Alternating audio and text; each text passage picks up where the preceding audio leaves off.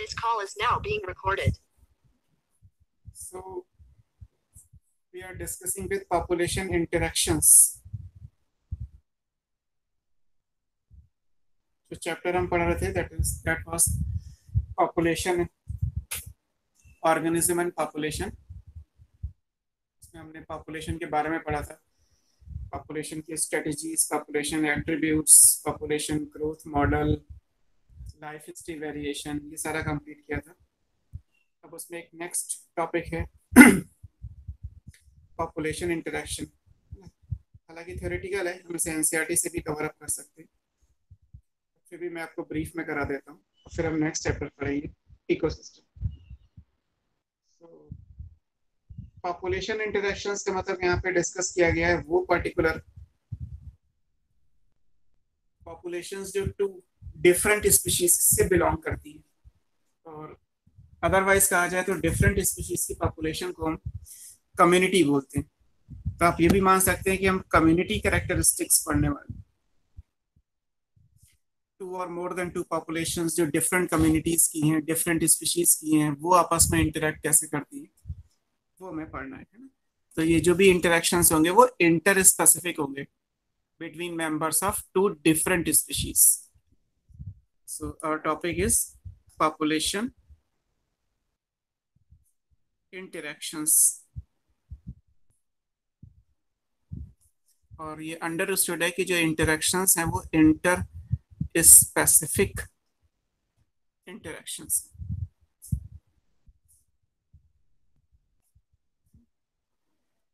C1 C2 batch में तो आपको स्टडी मटेरियल मिला ही है. स्टडी मटेरियल से भी आप पढ़ोगे तो बहुत ही प्रिसाइज वे में लिखा हुआ है. जितना लिखा है बस उतना आपको रिवाइज भी करना है, और कुछ चीजें नई हैं जो आपको याद भी करनी है. तो टॉपिक पूरी तरीके से थ्योरेटिकल है, मैं आपको सिर्फ क्लूज और हिंट्स में दे देता हूँ सो दैट कि ये जल्दी कवर हो जाए. पहली चीज है कि जो भी पॉपुलेशन का इंटरेक्शन है वो होता किस चीज के लिए, तो ये हमेशा होगा विद रिस्पेक्ट टू फूड,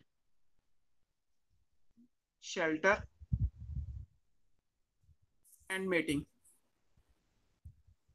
किसी भी ऑर्गेनिज्म की जो बेसिक नीड है उनमें फूड, शेल्टर और मीटिंग, और इसी सीक्वेंस में होगा. जब भी पॉपुलेशन इंटरेक्ट करेंगी तो सबसे पहले वो फूड के लिए इंटरेक्ट करती है. अगर फूड कॉमन नहीं है तो मे बी कि वो उस जगह के लिए जहाँ पे वो रहना चाहती हैं, शेल्टर के लिए, क्योंकि इकोसिस्टम में एक ऑर्गेनिज्म दूसरे ऑर्गेनिज्म का प्रे बन सकता है, प्रे प्रेडेशन एग्जिस्ट करता है, तो अपने प्रेडेटर से बचने के लिए वो शेल्टर चाहती हैं. तो फूड एंड शेल्टर हो गया, और इवोल्यूशन पॉइंट ऑफ व्यू से अपनी प्रोजेनी लाने के लिए उन्हें अपोजिट पार्टनर की जरूरत है, तो उसके हिसाब से मीटिंग भी. तो जो भी इंटरेक्शंस होंगे वो फूड, शेल्टर और मीटिंग के लिए होते हैं. इंटरेक्शंस को अगर हम ब्रॉडली कैटेगराइज करें तो ये दो टाइप के. कुछ इंटरेक्शंस पॉजिटिव हैं, पॉजिटिव इंटरेक्शंस हैं, आप इन्हें बेनिफिशियल कह सकते हैं. इसमें एटलीस्ट किसी को नुकसान नहीं होगा, या तो दोनों को फायदा होगा या किसी एक को फायदा होगा, बट किसी को भी यहाँ पे किसी भी स्पीशीज को हार्म नहीं हो रहा है ना. आप कह सकते हैं वन और बोथ द इंटरेक्टिंग स्पीशीज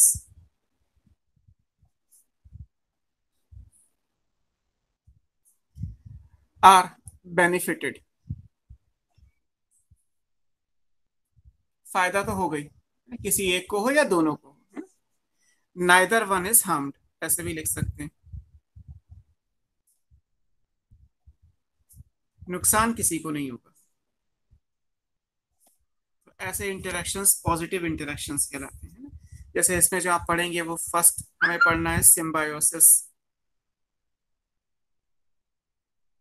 इसको म्यूचुअलिज्म भी कह सकते हैं. इसमें दोनों को फायदा होगा, प्लस प्लस. हाँ, यहाँ पे मैं लिख देता हूँ कि टू स्पीशीज जो इंटरेक्ट कर रही हैं, से for example A and B, तो ए और बी दोनों को फायदा होगा, और दोनों को फायदा होगा तो ये सिम्बायोसिस या म्यूचुअलिज्म कहलाएगी. और यहाँ पे ऑब्लिगेशन है, मतलब दोनों का एक साथ रहना कंपल्शन है, दोनों अलग अलग नहीं हो सकते. अगर दोनों को फायदा हो और दोनों अलग अलग हो सकते हैं तो फिर एक ऑप्शन आएगा प्रोटो कोऑपरेशन का. जो प्रोटो कोऑपरेशन है वो एनसीईआरटी में नहीं दिया हुआ है, तो बस केवल एक यही मिसिंग है। इसमें फायदा तो दोनों को हो रहा है, ए और बी को, बट ये नॉन ऑब्लिगेटरी है। दोनों अलग अलग भी हो सकते हैं, दोनों एक साथ भी हो सकते हैं, डिपेंड करता है। तीसरा क्या लाएगा, कमेंसलिज्म।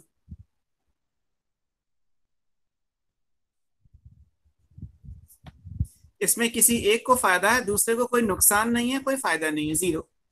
मान लीजिए हमारे केस में ए को फायदा हो रहा है, B is neither harmed nor benefited, ना तो फायदा ना नुकसान। अब जिसको फायदा हो रहा है प्लस जो भी है, तो जिसको फायदा हो रहा है वो कहलाएगा कमेंसल। कमेंसल वो है जिसको फायदा हो रहा है, जिसको कोई फर्क नहीं पड़ रहा वो होस्ट कहलाएगा। तो here A is commensal, B is host.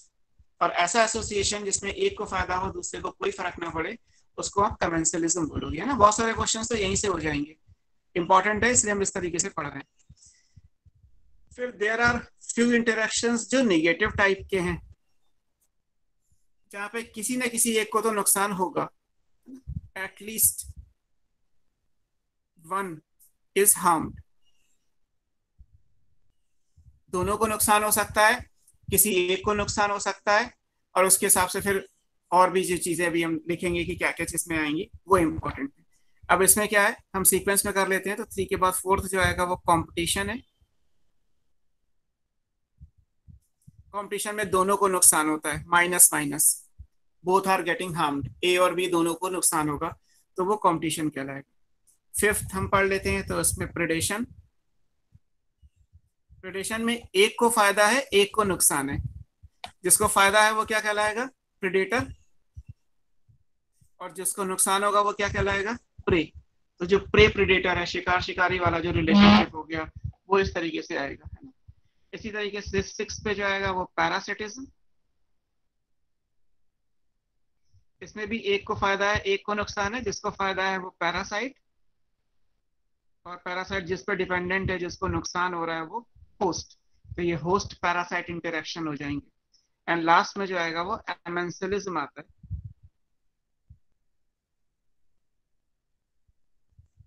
इसमें एक को फायदा है, एक को नुकसान है, और एक को कोई फर्क नहीं पड़ता, -0। जिसको नुकसान है वो कहलाएगा एमेंसल, और जिसको कोई फर्क नहीं पड़ रहा वो होस्ट। तो ये हमें 7 इंटरेक्शंस पढ़ने हैं।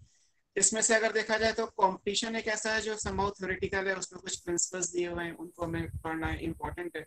बाकी के जो 6 हैं उनमें सिर्फ एग्जाम्पल्स हैं। आप जब मॉड्यूल से पढ़ेंगे तो आपको सिर्फ एग्जाम्पल्स ही मिलेंगे कि सिम्बायोसिस क्या होता है, वो तो यहाँ पे लिखा हुआ है। देन सिम्बायोसिस के एग्जाम्पल्स क्या क्या है वो आप इन शॉर्ट लिखना चाहें तो वो कर सकते हैं। ठीक है, सिम्बायोसिस के एग्जाम्पल्स में अब हम देखते हैं 1 बाय 1 कौन कौन से हैं। सबसे पहला हमारे पास जो आएगा वो सिम्बायोसिस। फर्स्ट, सिम्बायोसिस या म्यूचुअलिज्म, जिसमें दोनों को फायदा हो रहा है। तो आपने सिम्बायोसिस में क्या क्या चीजें पढ़ी हैं, एक लाइकेन पढ़ा है। लाइकेन किसका एसोसिएशन है, एल्गी फंगी का, और दोनों एक दूसरे से बेनिफिटेड होती हैं। इसमें आप एल्गी फंगी को अलग अलग नहीं कर सकते।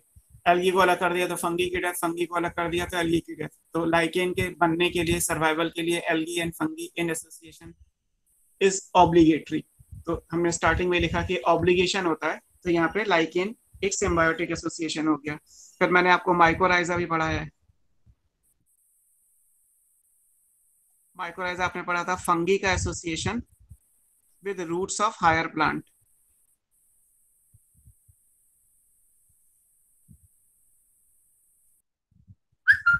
हायर प्लांट की रूट के साथ जो एसोसिएशन होगा वो माइकोराइजा कहलाएगा। तो आपको माइकोराइजा भी याद रखना है। माइकोराइजा में हायर प्लांट्स की रूट्स जो खाना बनाती हैं वो फंगी को देती हैं, फंगी बदले में एब्जॉर्ब करके न्यूट्रिशन रूट्स को देता है। तो माइकोराइजा भी इंपॉर्टेंट हो गया हमारे पास। ऐसे फिर एक एग्जाम्पल आपको लिखा है मैंने बीजीए का, ब्लू ग्रीन एल्गी, साइनोबैक्टीरिया का हायर प्लांट के साथ। अब यहाँ पे मैं रिपीट नहीं कर रहा, बीजीए में आपने नॉस्टॉक एनाबिना पढ़ा है। आप अगर इसको पीछे से देखेंगे तो आपको मिल जाएगा नॉस्टॉक एनाबिना। इवन माइक्रो में भी जहाँ पे आपने बायो फर्टिलाइजर पढ़े वहां पे एग्जाम्पल्स होंगे कि नॉस्टॉक एनाबिना एंथोसेरोस के स्पोरोफाइट में होते हैं, नॉस्टॉक एनाबेना एजोला की लीफ में होते हैं, और नॉस्टॉक और एनाबेना की स्पीशीज जो साइकेडी है वो साइकस की कोरोलाइड रूट में है। तो इसमें 3 एग्जाम्पल दिए हुए हैं, साइकस के साथ, फर्न यानी एजोला के साथ, और स्पोरोफाइट ऑफ एंथोसिरस यानी कि मॉस ये ब्रायोफाइट के साथ। तो ब्रायोफाइट, टेरिडोफाइट, जिम्नोस्पर्म तीनों के एक एक एग्जाम्पल आपको पीछे से मिल जाएंगे। तो बीजीए का हायर प्लांट के साथ एसोसिएशन। फिर आपको मैंने बैक्टीरिया का पढ़ाया हुआ है, bacteria for example rhizobium,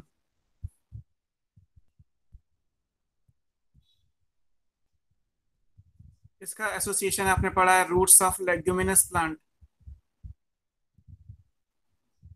legumes की रूट में राइजोबियम, नाइट्रोजन फिक्सेशन में पढ़ा था मिनरल न्यूट्रिशन वाले चैप्टर में। तो ये इंपॉर्टेंट है, ये आप याद कर सकते हैं। और फिर एक एग्जाम्पल हम टर्माइट्स का भी ले सकते हैं, एनिमल का, एनिमल के साथ भी होता है। एक प्रोटोजोआ है ट्राइकोनिम्फा,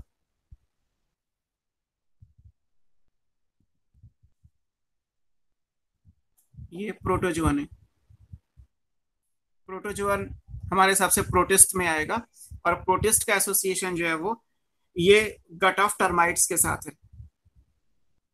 टर्माइट्स इंसेक्ट हो गए, हम जानते हैं कि टर्माइट्स वुड का डाइजेशन करते हैं। तो वुड का डाइजेशन एक्चुअली जो करने के लिए एंजाइम चाहिए, सेलुलेज, जो सेल्यूलोज को डाइजेस्ट करेगा, वो बेसिकली ट्राइकोनिम्फा देता है, और वो गट में रिलीज कर देता है, और गट में फिर जब सेल्यूलोज पहुंचेगा तो वो डाइजेस्ट हो जाएगा। तो टर्माइट्स अगर सेल्यूलोज को डाइजेस्ट कर पाते हैं तो ऑल बिकॉज ऑफ ट्राइकोनिम्फा। ये इंपॉर्टेंट। आपको sexual reproduction in flowering plant में कुछ आपको प्लांट पॉलिनेटर म्यूचुअलिज्म के एग्जांपल्स दिए थे। कुछ प्लांट ऐसे हैं जो अपने पॉलिनेटर के साथ सिम्बायोसिस शो करते हैं, तो वो चीज भी हमने पढ़ी थी प्लांट पॉलिनेटर म्यूचुअलिज्म के एग्जांपल में। प्लांट पॉलिनेटर, और ये पॉलिनेटर सारे इंसेक्ट ही हैं। म्यूचुअलिज्म, इसमें भी अगर आपको याद हो तो प्लांट हमारे पास था फाइकस, इसके साथ जो है वो फीमेल वेस्प, फीमेल वेस्प का जो जीनस है वो ब्लास्टोफाइगा। और एक पैराग्राफ दिया है, वो आप अपने आप पढ़ लीजिएगा बुक से। फाइकस में इन्फ्लोरेसेंस हाइपेंथोडियम है, फाइकस में कप लाइक स्ट्रक्चर होता है, और female wasp, female egg laying करती है, तो उसे एग लेइंग करने के लिए एक सेफ साइट चाहिए, एक ऐसी जगह चाहिए जहां उसके एग्स सेफ हो सकें। तो वो फाइकस के इन्फ्लोरेसेंस के अंदर जाके जो कैविटी है वहां जाके एग लेइंग कर देती है। तो फाइकस का बेनिफिट हो गया। जब ये लार्वा में चेंज हो गया, एग से लार्वा बनेगा, लार्वा से एडल्ट मिलेगा, तो इसमें जो न्यूट्रिशन चाहिए वो फाइकस के अंदर जो सीड्स होंगे वहां से आ जाएगा। तो फाइकस का बेनिफिट, ये फीमेल का वेस्ट का बेनिफिट तो ये हो गया कि ओवी पोजीशन, सेफ साइट मिल गई, साइड बाय साइड न्यूट्रिशन मिल गया। फाइकस का बेनिफिट ये है कि जब यहाँ से एडल्ट बन के ये यहाँ से बाहर जाएंगे तो इन एडल्ट की बॉडी पे फाइकस के पॉलन ग्रेन स्टिक कर जाएंगे, और फिर जब ये एडल्ट किसी और फाइकस को विजिट करेंगे तो पॉलन चाहे वो फीमेल फ्लावर पे लैंड कर जाएंगे, तो पॉलिनेशन पूरा हो जाएगा। तो ये प्लांट पॉलिनेटर में म्यूचुअलिज्म। अब यहाँ से एक क्वेश्चन था कभी कि अगर इंडस्ट्रियल रिवोल्यूशन की वजह से मान लीजिए, या इंसेक्टिसाइड के स्प्रे करने की वजह से फीमेल वेस्ट की पॉपुलेशन हटा दी गई तो क्या होगा? तो फाइकस की लाइफ साइकिल पूरी नहीं होगी, बिकॉज पॉलिनेशन नहीं हो सकता। या फाइकस के ट्री उस जगह से हटा दिए जाए तो फीमेल वेस्ट की लाइफ साइकिल पूरी नहीं होगी, क्योंकि ओवी पोजीशन के लिए सेफ साइट और न्यूट्रिशन नहीं मिलेगा। तो इसलिए ये दोनों एक दूसरे के लिए ऑब्लिगेटरी है। इसी तरीके से दूसरा एग्जाम्पल जो लिखा गया था वो जो एनसीईआरटी में दिया है वो एक ऑर्किड का दे रखा है, and that orchid is ophrys, OPHRYS। Ophrys एक ऑर्किड है, और इसका जो एसोसिएशन है वो मेल इंसेक्ट के साथ है, मेल कॉल्पा। तो ये Colpa is a type of bee. तो यहाँ पे ऑर्किड का इसके लिए दे रखा है कि सीडो कॉपुलेशन, एक वर्ड दिया है। सीडो कॉपुलेशन का मतलब है ये मेल है, ऑर्किड का जो रिजेम्बलेंस है फ्लावर का वो फीमेल के जैसा है, तो मेल ये सोच के कि वो फीमेल है उसके साथ कॉपुलेट करता है, सीडो कॉपुलेट करता है, and during that process pollination पूरा हो जाता है। तो इस पॉइंट ऑफ व्यू से ये भी एक आप पढ़ लीजिएगा, पैराग्राफ दिया होगा। और एक आपको पढ़ाया था यक्का कब? प्रोनोवा मॉथ के साथ। यक्का प्लांट है लिलिएसी फैमिली का। यहाँ पे जो इंसेक्ट है वो मॉथ और उसका जीनस है प्रोनोवा। तो ये तीनों बहुत पूछे जाते हैं। ये तीनों प्लांट पॉलिनेटर म्यूचुअलिज्म के एग्जाम्पल में। तो सिम्बायोसिस में बेसिकली हमें एग्जाम्पल्स ही पढ़ने थे कि ये क्या क्या चीजें आती हैं, ये आपको एग्जाम्पल्स याद करने हैं। तो ये पहला केस हो गया हमारा सिम्बायोसिस। सेकंड हमारे पास है प्रोटोकॉपरेशन, जहां पे नॉन ऑब्लिगेशन है।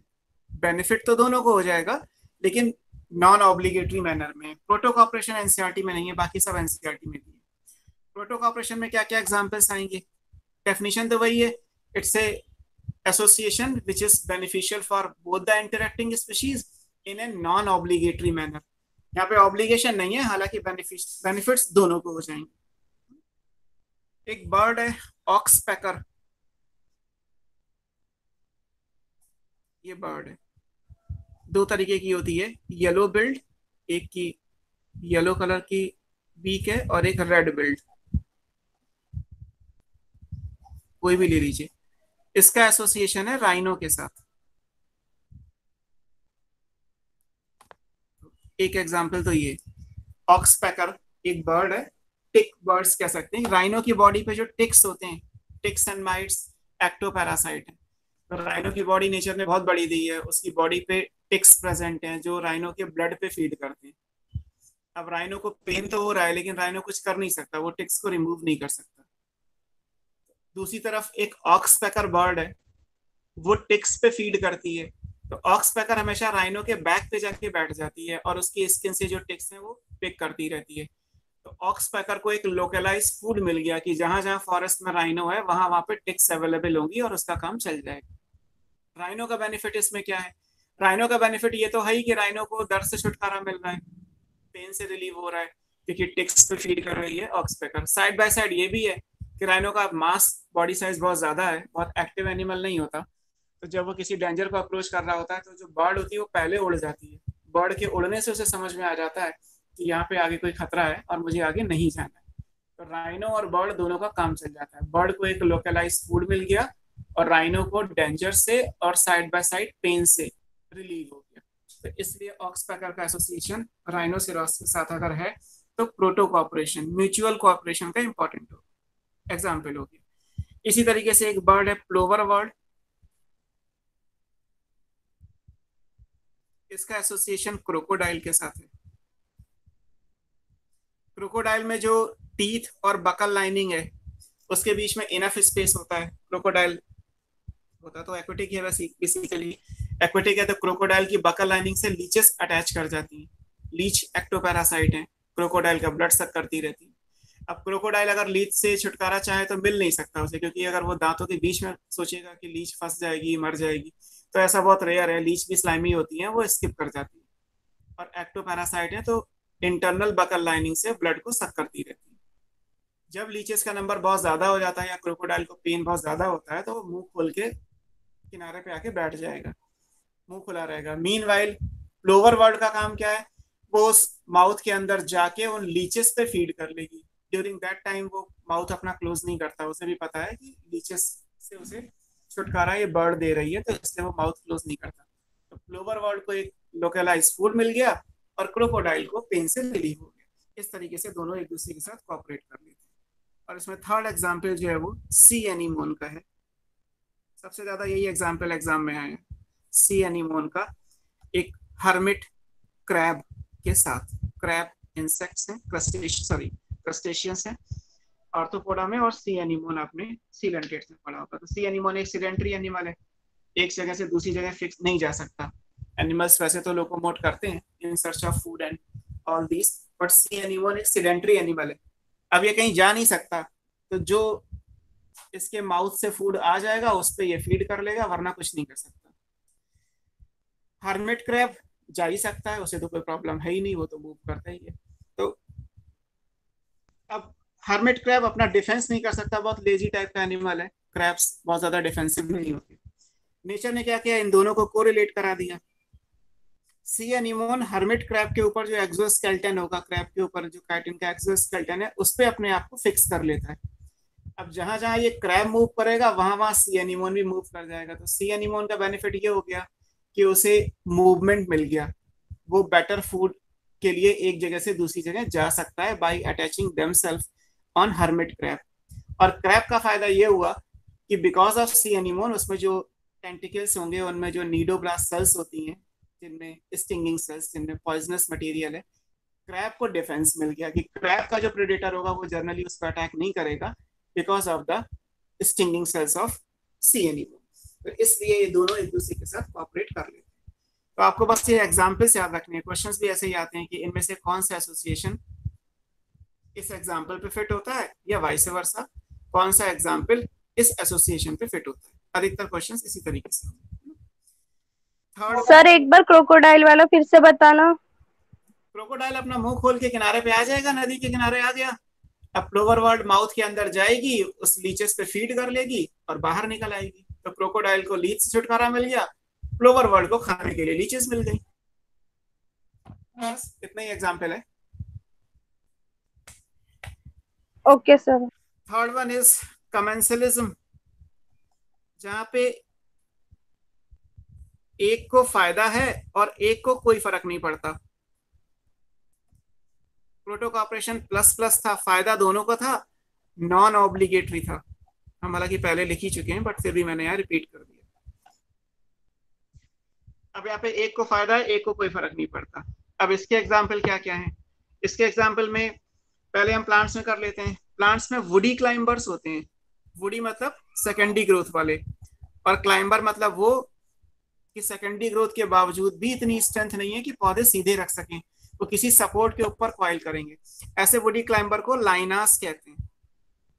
इवन यही क्वेश्चन पूछा गया है कि what are lianas. Lianas are woody climber जो ट्रॉपिकल रेन फॉरेस्ट में बहुत कॉमन है। अब ये क्या करेंगे, ये किसी सपोर्ट के ऊपर, कोई मेन ट्री होगा जिसके ऊपर ये वुडी ट्री कॉइल करके ग्रो कर जाएगा।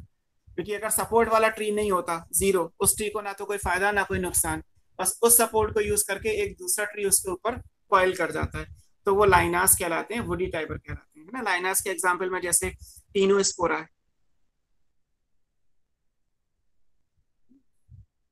ये आप याद रखते हैं ना। टीनोस्पोरा मैंने आपको कहीं पे लिखाया था, टीनोस्पोरा में याद है फोटोसिंथेटिक रूट्स के एग्जाम्पल में ट्रापा, टीनोस्पोरा, ये सब आपको रूट के मॉडिफिकेशन में लिखाया होगा। तो टीनोस्पोरा में, ये टीनोस्पोरा एक वुडी क्लाइंबर है। सेकेंडरी ग्रोथ प्रॉपर होती है, बट सेकेंडरी ग्रोथ होने के बाद भी पौधा सीधा नहीं रख सकता, वो किसी सपोर्ट के ऊपर कॉइल करेगा। तो जो फॉरेस्ट में सपोर्ट मिलेगा वो एक मेन ट्री मिलेगा, ट्री के ऊपर एक क्लाइंबर वुडी सेकेंडरी ग्रोथ वाला कॉइल करके, तो प्लस और जीरो हो गया, उस हिसाब से एसोसिएशन हो गया। ऐसे ही ट्रॉपिकल रेन फॉरेस्ट के अंदर एपीफाइट्स कॉमन है, प्लांट के ऊपर प्लांट ग्रो कर जाए, तो जिस प्लांट के ऊपर ग्रो करेगा उसे तो कोई फायदा नुकसान नहीं हो रहा, बट जो प्लांट ग्रो कर रहे हैं, जैसे ऑर्किड्स होते हैं, ऑर्किड्स क्या है, वो एपीफाइट्स के एग्जाम्पल है। कोई मेन ब्रांच होगी जिसके ऊपर वो ग्रो कर जाएंगे, तो वो क्योंकि ब्रांच को एज ए सपोर्ट यूज कर रहे हैं तो ऑर्किड का तो फायदा हो रहा है प्लस, बट जिस ब्रांच पे वो ग्रो कर रहा है उसको ना तो कोई फायदा है ना कोई नुकसान है, तो उसके हिसाब से फिर वो कमेंसलिज्म के एग्जाम्पल में फिट हो जाएगा। तो आपको small plants growing on other plant, उसको एपीफाइट बोला जाएगा। And these are woody climber which require support to grow and that support is of another plant. तो लाइनास और एपीफाइट्स प्लांट्स में कमेंसलिज्म के एग्जाम्पल होंगे। ऐसे एनिमल्स में जो एग्जाम्पल होते हैं, एपी मतलब एबव, फाइट मतलब प्लांट, तो यहाँ पे नाम दे दिया गया epizoon, epi above, zoa animal. तो एनिमल्स के ऊपर एनिमल है या प्लांट्स के ऊपर कोई एनिमल डिपेंडेंट है, तो वो एपी जोन्स के एग्जाम्पल में आ जाएगा। यहाँ पे क्या क्या एग्जाम्पल आते हैं, यहाँ पे एक एग्जाम्पल जो एनसीईआरटी में दिया है वो क्लोन फिश का दिया है, CLOWNFIS, clown fish. Clown fish किसके रहती है, ये रहती है in tentacles of sea anemone, same जो भी आपने लिखा था। तो सी एनिमोन के टेंटिकल्स के बीच में रहती है, छोटी सी फिश है। अब उससे होगा क्या, सी एनिमोन को तो कोई फर्क नहीं पड़ रहा, जो मैं बाद में लिख रहा हूँ वो जीरो वाला है, जो जिसको फर्क पड़ रहा है वो फायदा हो रहा है वो पहले वाला है। तो सी एनिमोन को तो कोई बेनिफिट नहीं हो रहा, कोई हार्म नहीं हो रहा। क्लोन फिश को बेनिफिट हो रहा है इस तरीके से कि जब वो टेंटिकल्स के बीच में रहेगी तो क्लोन फिश का जो प्रेडेटर होगा, जो क्लोन फिश पे फीड करता है, वो क्लोन फिश पे अटैक नहीं करेगा, क्योंकि उसे लगेगा कि क्लोन फिश के साथ साथ अगर टेंटिकल्स उसकी बॉडी से टकरा गया तो जो पॉइजन है वो उसकी बॉडी में रिलीज हो जाएगा, तो क्लोन फिश का फायदा हो जाएगा और वो अपने प्रेडेटर से बच जाएगी। तो clown fish living in between the tentacles of sea animal, ये इंपॉर्टेंट हो गया। जो दूसरा एग्जाम्पल आप देखेंगे तो कैटल्स जो ग्रेस करते हैं, जैसे गाय भैंस ऊंट, ये सब कैटल्स हैं जो ग्रेस करते ही करते हैं। इनके ऊपर कुछ बर्ड्स होती हैं, उन्हें अर्गट्स कहते हैं। सो कैटल अर्गट्स, ये बर्ड्स हैं। इनके साथ साथ ऐसा एनिमल जो ग्रेज कर रहा हो, ग्रेजिंग कैटल, मान लीजिए काऊ या बफेलो है, ये एक साथ ग्रुप में किसी नेचुरल एरिया में वेजिटेशन में जाके ग्रेज कर रही है। तो जब ये ग्रेज करती हैं तो जो ग्रास के बीच में इंसेक्ट्स होते हैं वो उड़ेंगे, क्योंकि गाय अगर घास को पकड़ के खींचेगी तो जो इंसेक्ट्स हैं वो उड़ेंगे। अब इंसेक्ट्स उड़ेंगे तो फायदा क्या है, इस गाय के ऊपर जो है जो बर्ड होती है वो अर्गट्स है।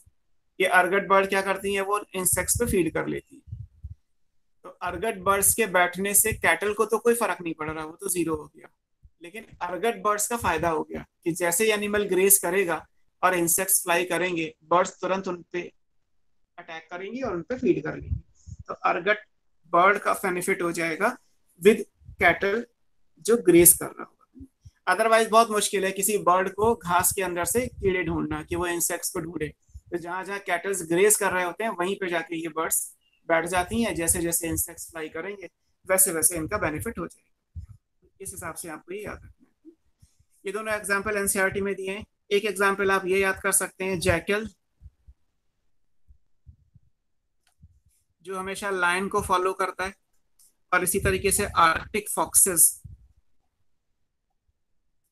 जो हमेशा सील को फॉलो करती हैं, लायंस एंड सील्स। शेर शिकार करके जो छोड़ देगा उस पे ये जैकल फीड कर जाते हैं। ऐसे सील जो खाना छोड़ देंगे उन पे आर्कटिक फॉक्सेस फीड कर लेती हैं। तो जहां पे सील और लायन होंगे वहीं पे आपको जैकल्स और फॉक्सेस दिखाई देंगे। ऐसा इसलिए क्योंकि वो खुद मतलब प्रेडेशन नहीं करते, वो लेफ्ट ओवर जो फूड होगा उस पे फीड कर लेंगे। तो लायन ऑलवेज विद ये jackals always accompany lion and arctic foxes always accompany with seal. तो ये एग्जांपल आप याद कर सकते हैं। चाहे तो एक और याद कर सकते हैं, एक शकर फिश का एग्जांपल भी बहुत पूछा जाता है, हालांकि एनसीईआरटी में नहीं दिया है। शकर फिश ये हमेशा शार्क के साथ रहती है, शार्क की बॉडी से पीछे स्टिक कर जाएगी, अपने शकर को यूज करके उसके साथ रहेगी। तो शार्क को तो कोई फर्क नहीं पड़ रहा, बट शकर फिश को फर्क पड़ रहा है, फायदा हो रहा है। फायदा ये हो रहा है कि जहां जहां शार्क जाएगी वहां वहां शकर फिश जाएगी। अब शार्क जो चीजें छोड़ देगी उस छोटे छोटे टुकड़ों पे जो है वो ये शकर फिश फीड कर लेगी, तो उसे खुद शिकार नहीं करना पड़ता, वो शार्क के साथ रह के अपना काम चला लेती है। तो ये सब कमेंसलिज्म के एग्जाम्पल है जहाँ पे एक को फायदा हो रहा है और दूसरे को कोई फर्क नहीं पड़ रहा है। बट एटलीस्ट इन तीनों एसोसिएशन में क्योंकि किसी को कोई नुकसान नहीं हो रहा, कोई नेगेटिव अप्रोच नहीं आ रही, इसलिए इसको हमने पॉजिटिव इंटरेक्शन के अंदर स्टडी किया। अब बात करते हैं नेगेटिव इंटरेक्शंस की, और नेगेटिव इंटरेक्शंस में जो सबसे पहले आएगा सीक्वेंस में हम जैसे पढ़ रहे हैं, competition. Next one is competition. ये इंपॉर्टेंट है। निगेटिव निगेटिव जो भी इंटरेक्टिंग स्पीशीज है इसमें दोनों को हार्म ही होगा, तो कंपटीशन इस पॉइंट ऑफ व्यू से इंपॉर्टेंट है। फोर्थ टाइप का जो एसोसिएशन है वो कंपटीशन। अब कंपटीशन एक थ्योरेटिकल टॉपिक है, इसको हमें कुछ प्रिंसिपल्स हैं उनके हिसाब से ही पढ़ना है। सबसे पहली बात, कंपटीशन को डिफाइन कैसे करेंगे। अगर मान लीजिए कोई एक स्टूडेंट किसी दूसरे स्टूडेंट से कॉम्पिटिट कर रहा है, तो उसमें कॉम्पिटिट करने की डेफिनेशन क्या है। स्टूडेंट्स के बीच में कंपटीशन या किसी टू इंडिविजुअल के बीच का जो कंपटीशन है वो एक ही स्पीशीज की बात होगी, तो फिलहाल अभी हम उसको डिस्कस नहीं कर रहे। बट अगर कोई और स्पीशीज, एक स्पीशीज ए किसी दूसरी स्पीशीज बी के साथ कॉम्पिटिट कर रही है, तो किस तरीके से। एवोल्यूशन में कंपटीशन को डिफाइन किया गया in terms of small r value. पिछली क्लास में हमने स्मॉल आर पढ़ा था, dn by D T equals to small r into N, या एस शेप में पढ़ा था r N K minus N upon K. और उस स्मॉल आर वैल्यू को हमने डार्विनियन फिटनेस का नाम दिया था, उसको रिप्रोडक्टिव फिटनेस बोला जाता है। तो जब हम कंपटीशन को डिफाइन करते हैं तो उसको स्मॉल आर के टर्म में ही डिफाइन करते हैं। एक ऐसा प्रोसेस जिसमें एक स्पीशीज की फिटनेस किसी दूसरे की प्रेजेंस की वजह से लोअर हो गई है ना। दो स्पीशीज जो इंटरेक्ट कर रही हैं वो क्या करेंगी, एक स्पीशीज दूसरे स्पीशीज की फिटनेस को कम करेगी। और यहाँ पे फिटनेस का मतलब क्या है, रिप्रोडक्टिव फिटनेस, जिसको स्मॉल आर से आपने पहले डिफाइन किया गया, उसी को हम कंपटीशन कहते हैं ना। कंपटीशन एक प्रोसेस है, मैं डिफाइन कर देता हूँ पहले। तो process in which fitness of one species, ये स्मॉल आर की वैल्यू से आएगी, is lowered by the presence of other species।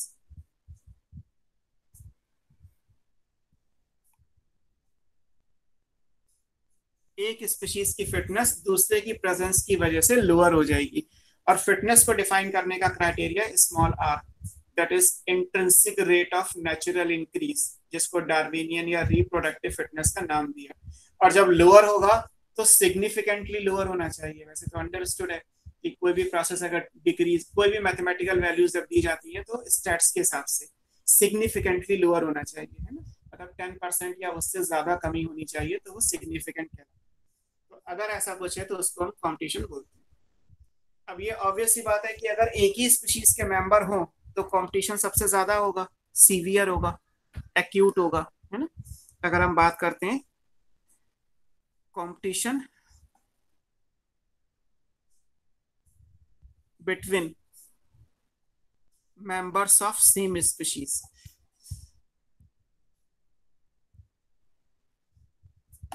तो ये सीवियर होगा, ये एक्यूट होगा बहुत ज्यादा।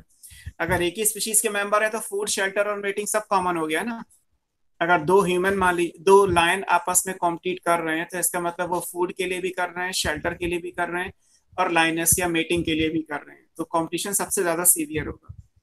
ये सेम स्पीशीज का है तो ये क्या कहलाएगा, इंट्रा स्पेसिफिक। फिर आएगा competition between members of different species,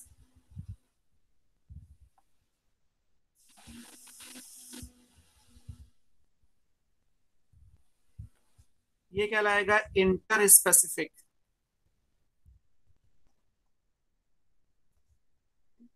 अगर ये इंटर स्पेसिफिक होगा तो ये डिफरेंट स्पीशीज के बीच में होगा। और यही जो हमने ऊपर डेफिनेशन लिखी है ना, ये वाला क्लॉज हमने पहले से लिखा है कि जहाँ हेडिंग थी हमारी कि हम जो पॉपुलेशन इंटरेक्शंस पढ़ रहे हैं वो इंटर स्पेसिफिक पढ़ रहे हैं, तो ये वाला पॉइंट एप्लीकेबल तो नहीं है, बट फिर भी यहाँ डिस्कस कर लिया कि सबसे ज्यादा कंपटीशन एक स्पीशीज के मेंबर के बीच में होगा, क्योंकि सारी चीजें कॉमन हो गई, food, shelter, meeting, everything is common. But अगर हम डिफरेंट स्पीशीज का लेते हैं, जैसे हम पढ़ रहे हैं पॉपुलेशन इंटरेक्शन में इंटर स्पेसिफिक, तो वो आएगा। तो डार्विन के हिसाब से जो इवोल्यूशन है उसका जो मेन फोर्स है वो यही है ना, inter specific competition. This is important force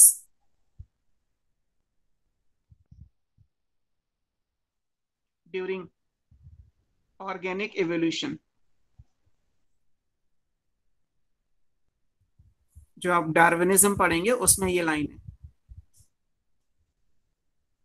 Darwin की ऑर्गेनिक इवोल्यूशन की थ्योरी में ये बात की गई है कि जो कंपटीशन है, जिसको हमने स्मॉल आर के टर्म्स में डिफाइन किया, रिप्रोडक्टिव फिटनेस कंसिडर किया, वो एक इंपॉर्टेंट फोर्स है ऑर्गेनिक इवोल्यूशन को डिस्क्राइब एंड डिफाइन करने।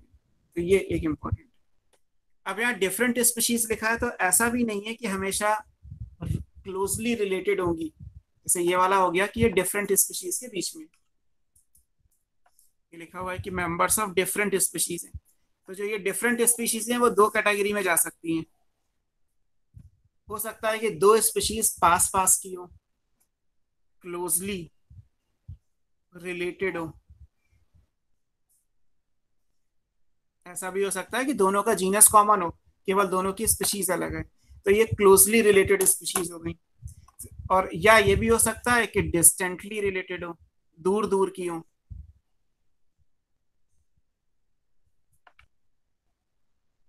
हो सकता है कि एक आप मैमल की स्पीशीज ले लें और एक आप रेप्टाइल ले लें, तो रेप्टाइल और मैमल तो क्लास वाइज ही अलग हो गए, ऑर्डर फैमिली जीनस स्पीशीज सब अलग हो जाएगा।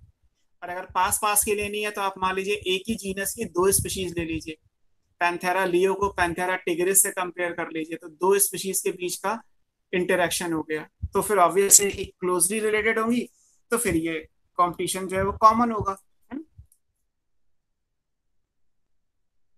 कंपटीशन यहाँ पे कॉमन है। मेटिंग तो एक ही स्पीशीज के मेंबर के बीच में होती है, तो मेटिंग छोड़ दो, पैंथेरा लियो और पैंथेरा टिग्रिस, टाइगर और लायन का फूड और शेल्टर ऑलमोस्ट एक ही है, हालांकि मेटिंग अलग है, लायन लाइनस के साथ एंड टाइगर टाइग्रेस के साथ। लेकिन अगर हम डिस्टेंटली रिलेटेड स्पीशीज को लें तो ऐसा नहीं है कि कंपटीशन यहाँ नहीं होता, बट यहाँ कंपटीशन रेयर होगा। अगर अलग अलग स्पीशीज हैं तो सेम पास पास की स्पीशीज हैं तो कंपटीशन कॉमन, दूर दूर की स्पीशीज हैं तो कंपटीशन रेयर होगी, है ना। तो ये, लेकिन ऐसा नहीं है कि नहीं होगा, होता है। डिस्टेंटली रिलेटेड स्पीशीज जो रेयर है इसमें भी कंपटीशन होता है। और कैसे होगा, इस रेयर के दो एग्जाम्पल हैं, इसको हम यहां से देख लेते हैं कि अगर डिस्टेंटली रिलेटेड स्पीशीज के बीच में कंपटीशन हो रहा है तो इसके दो रीजन है ना। एक पहला रीजन है, फर्स्ट हम पढ़ लेते हैं। कई बार ये भी होता है कि जो अनरिलेटेड स्पीशीज हैं ये, इनका फूड कॉमन हो जाए। जो अनरिलेटेड स्पीशीज हैं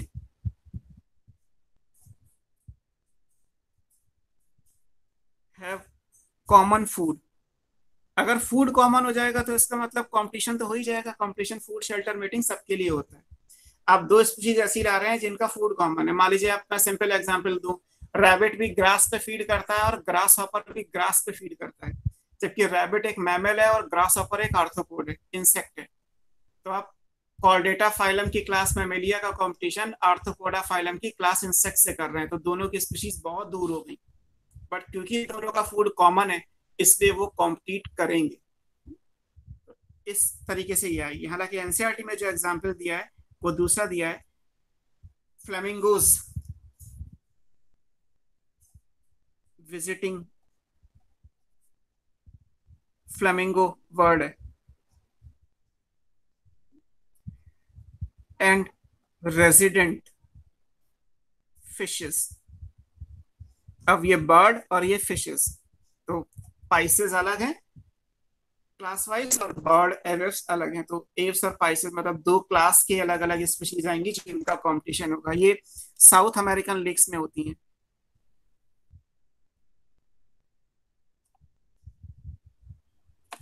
इन दोनों का एक कॉमन फूड है एंड दैट फूड इज जू प्लैंकटन। अब एक लेक है जिसमें फूड जू प्लैंकटन है, लेक में जो पहले से फिशेज हैं रेजिडेंट फिशेज वो तो जू प्लैंकटन पे फीड कर ही रही हैं, बट कुछ बर्ड ऐसी हैं जो उस लेक को विजिट करने ऑकेजनली आती हैं, विजिटिंग फ्लेमिंगोज हैं, वो भी इसी पे फीड करती हैं। तो फ्लेमिंगो यानी बर्ड का कंपटीशन जो है वो फिशेस के साथ हो रहा है, तो बर्ड और फिशेस की स्पीशीज तो बहुत दूर दूर की हो गई, तब भी कंपटीशन हो रहा है। तो ऐसा भी नहीं है कि कंपटीशन हमेशा पास पास की स्पीशीज के बीच में होगा, रेयर केस में कंपटीशन अनरिलेटेड स्पीशीज या डिस्टेंटली रिलेटेड स्पीशीज के बीच में भी हो सकता है। उसमें पहला एग्जाम्पल ये दे दिया गया। एक दूसरा एग्जाम्पल भी है, कई बार ऐसा नहीं होता है कि रिसोर्सेज, जैसे यहाँ पे रिसोर्स क्या है, फूड है, फूड कॉमन है इसलिए कंपटीशन हो रहा है। कई बार फूड अनलिमिटेड है, फूड बहुत सारा है, फिर भी कंपटीशन होता है ना। ऐसा भी होगा कि जो रिसोर्सेज हैं they are not limiting factor, resources limit नहीं कर रहे फॉर कंपटीशन। कंपटीशन होने के लिए रिसोर्सेज का भी लिमिट नहीं कर रहे, रिसोर्सेज मान लेते हैं कि बहुत सारे हैं, बट ये हो सकता है कि एक की एफिशिएंसी दूसरे से ज्यादा हो, ये हो सकता है। जैसे गोट होती हैं तो गोट्स की जो ब्राउजिंग एबिलिटी है, घास खाने की जो टेंडेंसी है, चारा चरने की जो स्पीड है वो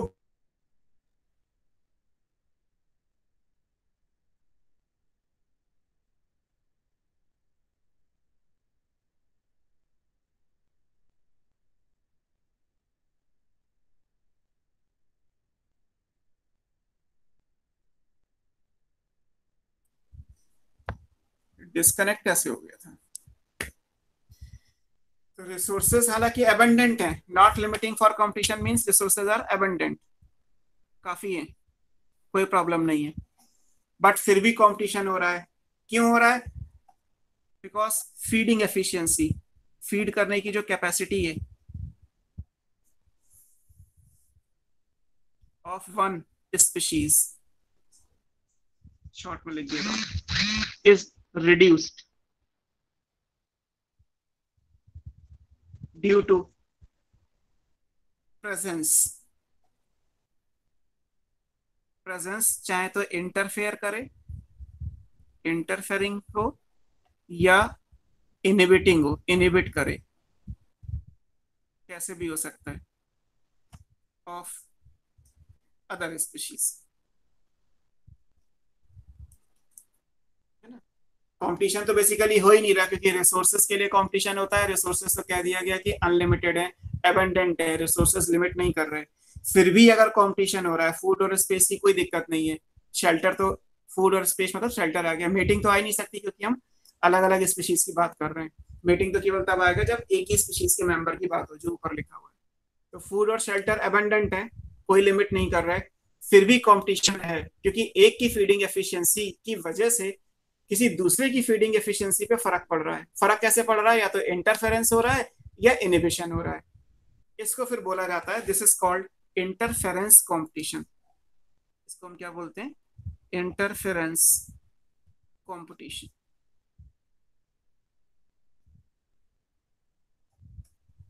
फूड और शेल्टर बहुत सारा है, बट फिर भी ऐसा है। मान लीजिए जीब्रा, वो भी ग्रासेस पे ग्रेज कर रहा है, रैबिट वो भी ग्रासेस पे ही ग्रेज करता है ना। जीब्रा और रैबिट अगर देखा जाए तो ऑर्डर वाइज अलग आएंगे, क्लास तो दोनों मैमेलिया के ही है, बट फिर भी स्पीशीज दूर दूर की हो गई। अब अगर आप जेब्रा को रैबिट से कंपेयर करो तो दोनों की ब्राउजिंग एबिलिटी, दोनों को फीडिंग एफिशिएंसी अलग अलग है। दोनों एक ही ग्रासलैंड में होते हैं, दोनों की फीडिंग एफिशिएंसी अलग है। और ऐसा भी नहीं है कि जेब्रा घास खाएगा तो रैबिट ना खाए, रैबिट खा रहा है तो जेब्रा ना खाए। बट फिर भी अगर जेब्रा ग्रेस कर रहा होता है, या कोई भी हॉर्स या डंकी इस टाइप के एनिमल ग्रेस कर रहे होते हैं, तो रैबिट वहां से हट जाता है। हालांकि रिसोर्सेज बहुत है, घास खाने को बहुत है, दोनों आराम से खा सकते हैं, बट फिर भी ऐसा है। तो केवल एक की प्रेजेंस की वजह से, मियर the presence of one create a competition. हालांकि एक्चुअली कंपटीशन नहीं है, लेकिन सिर्फ एक का होना कंपटीशन क्रिएट कर रहा है। अगर ऐसा है तो उसको हम इंटरफेरेंस कंपटीशन बोलते हैं। This is called interference competition. ये वर्ड आपको याद रखना है। पहली चीज ये थी कि कंपटीशन एक स्पीशीज के मेंबर में है तो इंट्रा स्पेसिफिक, डिफरेंट स्पीशीज के मेंबर के बीच में है तो इंटर स्पेसिफिक। फिर अगर इंटर स्पीशीज है तो जो स्पीशीज है वो रिलेटेड हो सकती हैं तो कंपटीशन कॉमन हो जाएगा। हालांकि अनरिलेटेड स्पीशीज के बीच में भी कंपटीशन होता है, रेयर है। इस रेयर में दो एग्जाम्पल है। पहला एग्जाम्पल ये कि कई बार फूड कॉमन होगा इसलिए कंपटीशन हो जाएगा, हालांकि स्पीशीज अलग अलग है, जैसा विजिटिंग फ्लेमिंगोस और रेजिडेंट फिशेस का एग्जाम्पल है in South American lake for the same type of food that is zooplankton. और दूसरा हो सकता है कि एक की प्रेजेंस की वजह से फीडिंग एफिशिएंसी पे फर्क पड़ रहा है, हालांकि रिसोर्सेज अनलिमिटेड है, जैसा एग्जांपल दिया गया है यहाँ पे, वो इंटरफेरेंस कंपटीशन कहलाए। तो ये वर्ड आपको याद रखने। फिर एक टर्म आता है कॉम्पिटिटिव रिलीज। कंपटीशन में बस ये डेफिनेशंस ही आएंगी सारी। यहाँ पे फिर एक नेक्स्ट वर्ड आएगा कॉम्पिटिटिव रिलीज। इस टर्म का मतलब क्या है? कॉम्पिटिटिव रिलीज का मतलब ये है कि कंपटीशन हटा दो। रिलीज करने का मतलब क्या है? कंपटीशन हटा दो। तो अब आप ये मान लीजिए कि एक ए स्पीशीज है जो एक स्मॉल जियोग्राफिकल एरिया में, ये रेस्ट्रिक्टेड है to a small geographical area.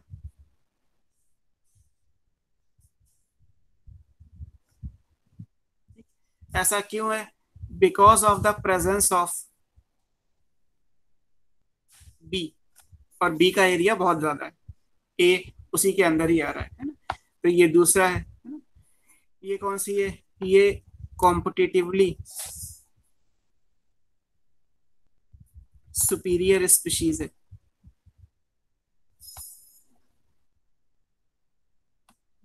तो इसका एरिया ब्रॉड है।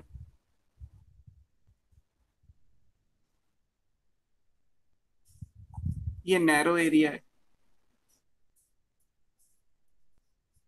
तो बी की वजह से, बी क्योंकि कॉम्पिटिटिवली सुपीरियर है, बी ज्यादा अच्छे से कंपटीशन कर सकती है, बी ज्यादा सिग्निफिकेंट है, तो बी की वजह से ए ने अपनी एरिया को जो है बहुत कम कर रखा है। अगर ऐसा हो, if B is experimentally remove, nature में तो नहीं हो सकता लेकिन हम कर सकते हैं कि अगर हम एक्सपेरिमेंट में बी को रिमूव कर दें, तो जब हम बी को रिमूव कर देंगे तो ए क्या करेगा, ये अपना डिस्ट्रीब्यूशन का जो रेंज है वो बढ़ा लेगा। भाई बी की वजह से तो ए छोटे से एरिया में है, अगर आपने बी को ही हटा दिया तो क्या ए क्या करेगा, ए अपनी डिस्ट्रीब्यूशन रेंज को एक्सपेंड कर लेगा। अगर बी को एक्सपेरिमेंटली रिमूव कर लेंगे then A expand its distributional range.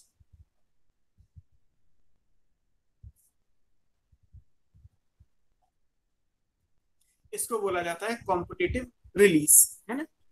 Competitive release का मतलब ये है, जैसे मान लीजिए मैं अपने घर में हूं, तो बिकॉज ऑफ मदर फादर जो मेरे एल्डर्स हैं उनकी वजह से मेरी प्रेजेंस केवल मेरे रूम तक है, पूरे घर में तो नहीं धमा चौकड़ी मचा सकता, तो एक जगह दे दी गई, मेरा रूम दे दिया कि जी वहीं जो करना है वो करो।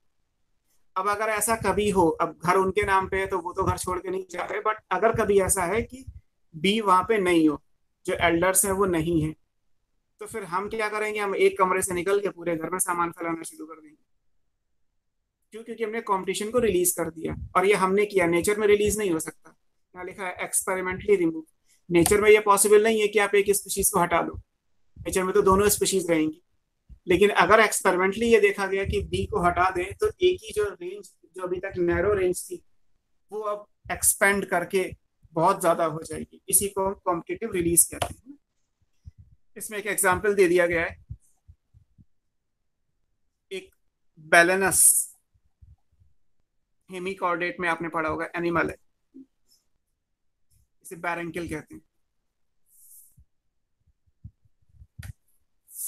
जो बैलेनस है वो साइज में बड़ा है, लार्जर है, कॉम्पिटिटिवली सुपीरियर है। ये डोमिनेट करता है इन इंटर टाइडल एरिया, जो टाइडल एरिया है वो of rocky sea coast of Scotland. Scotland में जो समुद्र के किनारे रॉकी एरिया है, यहाँ पत्थर पत्थर पड़े हैं, वहां पे टाइड्स आती हैं, तो उस एरिया में एक सुपीरियर बैरंकल है बैलेनस, वो डोमिनेट करता है। तो ये बी हो गया। यहीं पे एक दूसरा है कैथेमेलस, ये भी बैरंकल ही है। ये स्मॉलर है, साइज में छोटा है, इंफीरियर है। ये सुपीरियर था, ये इंफीरियर स्पीशीज। ये एक्सपेरिमेंट कनल्स का है, ये नाम आपको याद रखना है, CONLELL 1961।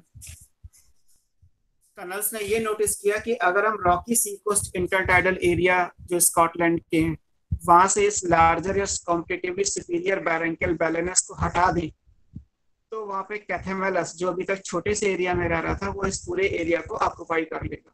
इसको कॉम्पिटिटिव रिलीज बोला जाता है, कैथेमेलस जीनस। तो सुपीरियर बैरंकल ने इंफीरियर बैरंकल को जो है वो एक नैरो रेंज में रखा हुआ है। अगर सुपीरियर बैरंकल को कॉम्पिटिटिवली रिलीज कर दिया जाए, मींस उसको उस एरिया से हटा दिया जाए एक्सपेरिमेंटली, तो जो इंफीरियर बैरंकियल है दैट इज कैप्टिवलस, वो इस पूरे एरिया को कवर अप कर लेगा। इसको हम कॉम्पिटिटिव रिलीज बोलते हैं। तो ये आपको एक याद रखना है, इंपॉर्टेंट पार्ट है। फिर एक वर्ड आता है, ये कब तक चलेगा? सुपीरियर और इंफीरियर अगर दोनों कॉम्पीट कर रहे हैं, माइनस माइनस इंटरेक्शन है, दोनों को नुकसान हो रहा है, तो ये कब तक चलेगा? ये तब तक चलेगा जब तक एक स्पीशीज दूसरे को पूरी तरीके से खत्म नहीं कर देती। ये कहलाता है कॉम्पिटिटिव एक्सक्लूजन प्रिंसिपल।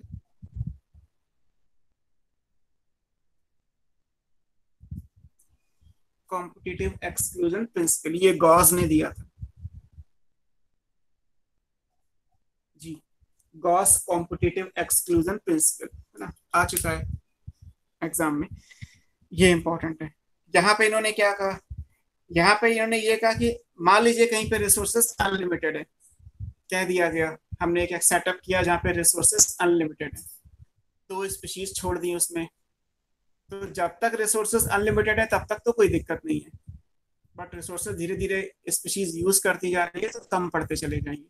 तो जब रिसोर्सेस कम हो जाएंगे तो फिर उनमें कंपटीशन शुरू हो जाएगा, और फिर ये कंपटीशन जब शुरू होगा तो उसमें जब तक एक स्पीशीज दूसरे को एलिमिनेट नहीं कर देती तब तक कंपटीशन होता ही रहेगा। लास्ट में ये आएगा कि एक स्पीशीज खत्म हो जाएगी और जो सुपीरियर है वो बचेगी, जो इंफीरियर है वो इस एरिया से एलिमिनेट हो जाएगी। इसको हम बोलते हैं कॉम्पिटिटिव एक्सक्लूजन प्रिंसिपल। यहाँ पे अगर कहा जाए कि अगर दो स्पीशीज हैं, टू कॉम्पिटिटिंग स्पीशीज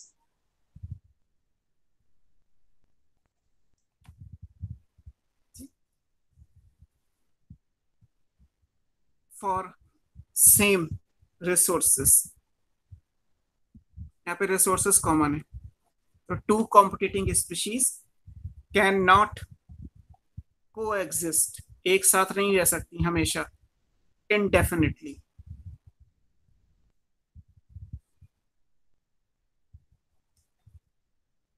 यहां पे होगा क्या, सुपीरियर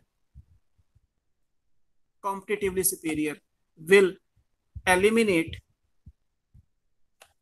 द इंफीरियर स्पीशीज,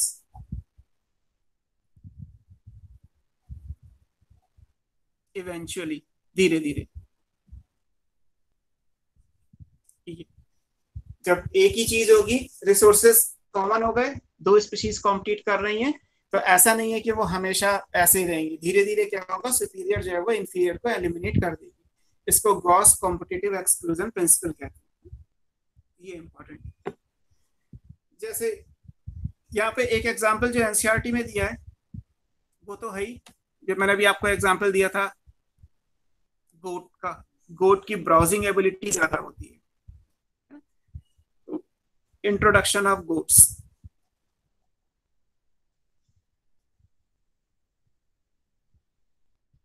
कहाँ पे, इन गैलापागोस आइलैंड।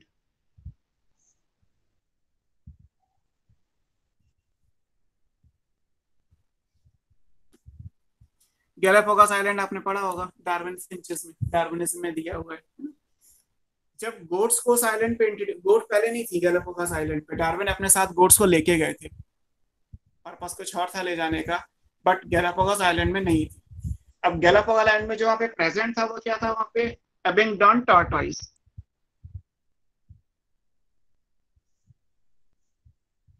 एक्सक्लूड लिख सकते हैं, किसको किया, अबिंगडन टॉर्टोइस। ऐसा इसलिए किया क्योंकि इनकी ब्राउजिंग एबिलिटी ज्यादा है विद इन ए डिकेड।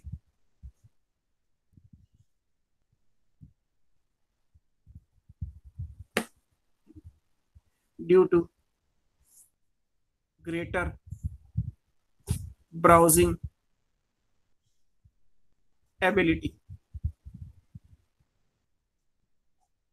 क्योंकि गोट्स की ब्राउजिंग एबिलिटी ज्यादा है तो इसलिए जितनी भी हर्बीवोरस प्लांट्स थे उनको सब इन्होंने ग्रेस कर लिया 10 सालों में, तो टॉर्टाइस को खाने के लिए कुछ मिला नहीं, तो अबिंगडन टॉर्टाइस वहां से जो है वो एक्सटेंट हो गए।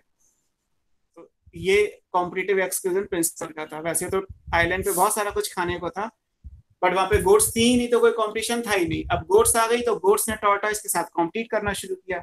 अब कंपटीशन में क्योंकि गोट्स की ब्राउजिंग एबिलिटी ज्यादा है, इसीलिए धीरे धीरे फूड उन्होंने सारा कंज्यूम कर लिया, टॉर्टॉइस को फूड मिला नहीं, और धीरे धीरे वो एक्सटिंक्ट हो गए। Introduction of goats in Galapagos island exclude the Abingdon tortoise within a decade, 10 सालों के अंदर, due to greater browsing ability. ये एक इंपॉर्टेंट है जो एग्जाम्पल दे रखा है। एक दूसरा एग्जाम्पल जो दे रखा है वो एनसीईआरटी में नहीं है, पैरामीशियम का होता है। पैरामीशियम की 2 स्पीशीज है। पैरामीशियम आपने प्रोटिस्ट में पढ़ा हुआ है। अब मान लीजिए हम एक कल्चर मीडिया लें, तो उस कल्चर मीडिया में हमने पैरामीशियम की दोनों स्पीशीज को रख दिया। स्पीशीज के नाम बुक में मेंशन हो गए, पैरामीशियम कॉर्डेटम, पैरामीशियम ऑरेलिया। मैं नोट डाउन नहीं कर रहा क्योंकि वो एग्जाम्पल एनसीईआरटी का नहीं। तो या ऐसे समझ लीजिए कि मान लीजिए 1 ग्लास दूध में आपने 2 अलग अलग लैक्टोबैसिलस की स्पीशीज डाल दी। जब वो इनिशियली 1 ग्लास ऑफ मिल्क होगा तो उसमें लैक्टोज शुगर बहुत सारी है, तो जो लैक्टोबैसिलस की 2 स्पीशीज है वो एक दूसरे से कॉम्पीट नहीं करेगी क्योंकि दोनों के पास बहुत सारा शुगर है खाने के लिए। लेकिन जैसे जैसे लैक्टोज शुगर यूटिलाइज होती जाएगी या लैक्टोज शुगर कम होती जाएगी, वैसे वैसे वो दोनों स्पीशीज आपस में कॉम्पीट करने लगेगी, और फिर एक ऐसा टाइम आएगा कि उसमें से एक स्पीशीज दूसरे स्पीशीज को खत्म कर देगी।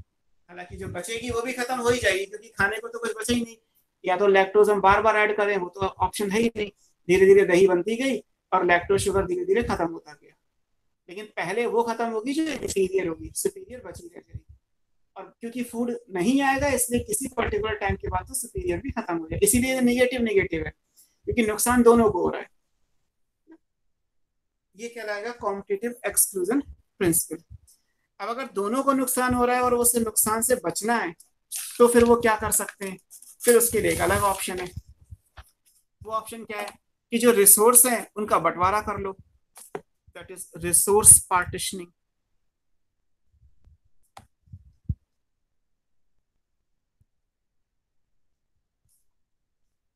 रिसोर्सेस की पार्टीशनिंग कर लेते हैं, है ना। अगर रिसोर्सेस की पार्टीशनिंग कर लेंगे तब तो फिर कोई बात ही नहीं है।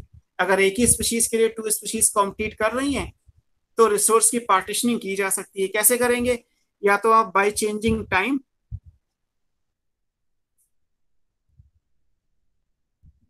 और पैटर्न। शॉर्ट में लिखा मैंने, 2 स्पीशीज जो एक ही रिसोर्स के लिए अगर कॉम्पीट कर रही हैं तो टाइम चेंज कर लो। एक किताब है, 2 लोग पढ़ने वाले हैं, या तो दोनों लोग लड़ते रहो और लास्ट में जो बचेगा वो इस बुक को पढ़ लेगा। या फिर ये कि बुक के पढ़ने का टाइम चेंज कर लो। ये तो पता है कि 24 घंटे तो बुक नहीं पढ़ोगे, दिन में आप पढ़ लो, रात में आप पढ़ लो। आपने टाइम चेंज कर लिया तो दोनों ने बुक को पढ़ भी लिया और दोनों ने कंपटीशन को अवॉइड भी कर दिया। या ऐसे ही कोई पैटर्न भी हो सकता है। पैटर्न का मतलब है कि आप कोई दूसरी किताब पढ़ लो, जरूरी तो नहीं है कि वही किताब पढ़ी जाए। एक ही बात अलग अलग ऑथर अलग अलग तरीके से लिखते हैं। तो फीडिंग टाइम और फीडिंग पैटर्न को चेंज करके रिसोर्स की पार्टीशनिंग की जा सकती है। इसमें जो एग्जाम्पल आएगा, एक एग्जाम्पल इसमें दिया हुआ है, 5 हैं closely related species of warbler. Warblers animal है, ये लिविंग ऑन सेम ट्री। एक ही ट्री पे 5 स्पीशीज हैं और सारी सरवाइव कर रही हैं। कैसे? एक लीफ पे फीड करता है, एक फ्रूट पे फीड करता है, एक लेटर पे फीड करता है, एक दिन में फीड करता है, एक रात में फीड करता है। तो किसी ने पैटर्न चेंज कर लिया तो किसी ने टाइम चेंज कर लिया। ट्री एक ही है, सरवाइव सब कर रहे हैं। जैसे आप फॉरेस्ट में जाइए तो फॉरेस्ट में ट्री के फ्रूट्स पे फीड करने वाले एनिमल्स अलग हैं। फॉर एग्जाम्पल मंकी, उनकी लीफ पे फीड करने वाले एनिमल्स अलग हैं। जितने भी क्रॉसिंग एनिमल्स हैं, जीब्रा हो गया, जिराफ हो गया, इस टाइप के आएंगे। लिटर जो सूखी हुई पत्तियां होंगी उन पे फीड करने वाले अलग एनिमल होंगे। क्योंकि हमने पार्टीशनिंग कर रखी है, रिसोर्सेज को डिवाइड कर रखा है टाइम से या पैटर्न से, इसलिए सर्वाइवल हो सकता है। ये आपको याद रखना, ये एक्सपेरिमेंट मैकआर्थर का था। ये मैकआर्थर ने नोटिस किया कि 5 closely related species of warblers living on the same tree by, कैसे? By changing their foraging activity. उन्होंने अपना टाइम और पैटर्न चेंज करके सर्वाइवल को चूज कर लिया। इसी तरीके से डार्विन में आपने पढ़ा था 14 फिंचेस। तो डार्विन की 14 फिंचेस क्यों आई? गैलापागोस आइलैंड में, क्योंकि सबकी फीडिंग हैबिट बदल ली गई है ना। 14 species of finches coexist in Galapagos Island.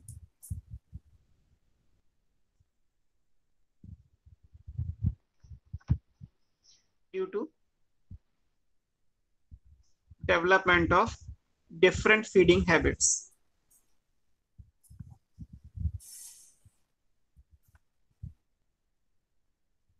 और ये तो आपको पता ही है, फिंचेस लिखा हुआ था तो डार्विन का था ये।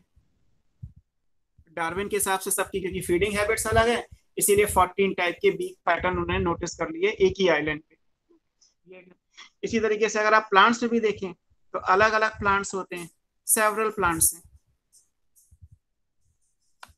They grow together.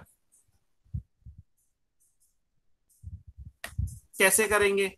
By sending their roots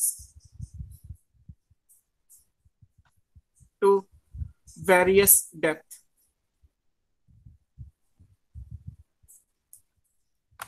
अलग अलग डेप्थ तक रूट को भेज दो। एक पॉट में आपने प्लांट्स लगाने हैं, आपको पता है कि इस पॉट में तो एक ही प्लांट चलेगा, आपने गेंदे का एक प्लांट लगा दिया, अब गेंदे का एक प्लांट तो चल ही जाएगा, मुझे इसी पॉट में दूसरा प्लांट लगाना है, तो मैं कौन सा लगाऊंगा? गेंदा डाइकॉट है, मैं मोनोकॉट लगा सकता हूँ। डाइकॉट में टैप रूट सिस्टम होता है, वो नीचे तक जाएगा मिट्टी में, और मोनोकॉट्स में एडवेंटिशियस रूट सिस्टम होता है, वो मिट्टी में ऊपर ही रहेगा। क्योंकि अगर आपने गेंदे का प्लांट लगाया तो भी गेंदे की रूट तो नीचे ही जाएगी, वो ऊपर की मिट्टी को यूज नहीं करेगी। और अगर आपने मान लीजिए ग्रास लगा रखी है तो वो नीचे की मिट्टी को यूज नहीं कर सकती, क्योंकि एडवेंटिशियस रूट्स बहुत ज्यादा नीचे तक नहीं जाती। तो अगर अलग अलग ट्री, अलग अलग टाइप के प्लांट्स आप एक पॉट में लगाते हैं जिनकी रूट्स अलग अलग गहराई तक जाती हैं, तो सारी मिट्टी के जो रिसोर्सेज है वो आइडियली यूज किए जा सकते हैं। तो अलग अलग प्लांट्स अलग अलग टाइप की रूट्स को डेवलप करके अलग अलग डेप्थ तक ले जाके सब एक ही एरिया में सरवाइव कर जाते हैं। तो ये रिसोर्स पार्टीशनिंग का केस है जहाँ पे कंपटीशन को अवॉइड किया जा सकता है। तो ये सब कंपटीशन के बारे में था, ये सारे वर्ड याद रखने हैं: interference competition, competitive release, Gauss competitive exclusion principle, और रिसोर्स पार्टीशनिंग, और विद एग्जांपल। जहां जहां साइंटिस्ट के नाम है वो भी आपको अलग अलग याद रखना है। देन इसके बाद आएगा predation, fifth prey predation plus minus. ये जिसको फायदा हो रहा है वो प्रेडेटर है, जिसको नुकसान हो रहा है वो प्रे। प्रेडेटर प्रे रिलेशनशिप, ये आपको पढ़ना है। इसका मतलब क्या है कि एक स्पीशीज कैप्चर करेगा, किल करेगा और कंज्यूम भी कर लेगा। लायन अगर मान लीजिए गोट को किल करता है तो लायन चेस करेगा पहले गोट को, फिर उस गोट को कह लीजिए या डियर कह लीजिए, डियर को, लायन डियर को चेस करेगा, फिर उसके बाद किल करेगा, और किल करने के बाद कंज्यूम भी करेगा। पहली चीज चेस करना जरूरी है, बिकॉज वो उसका नेचर है, अगर चेस नहीं करेगा तो नहीं हो सकता। किल करने के बाद कंज्यूम करना भी जरूरी है, किल करके छोड़ नहीं देगा। बिना किसी बात के प्रेडेटर प्रे की पॉपुलेशन को एक्सप्लॉइट नहीं करता।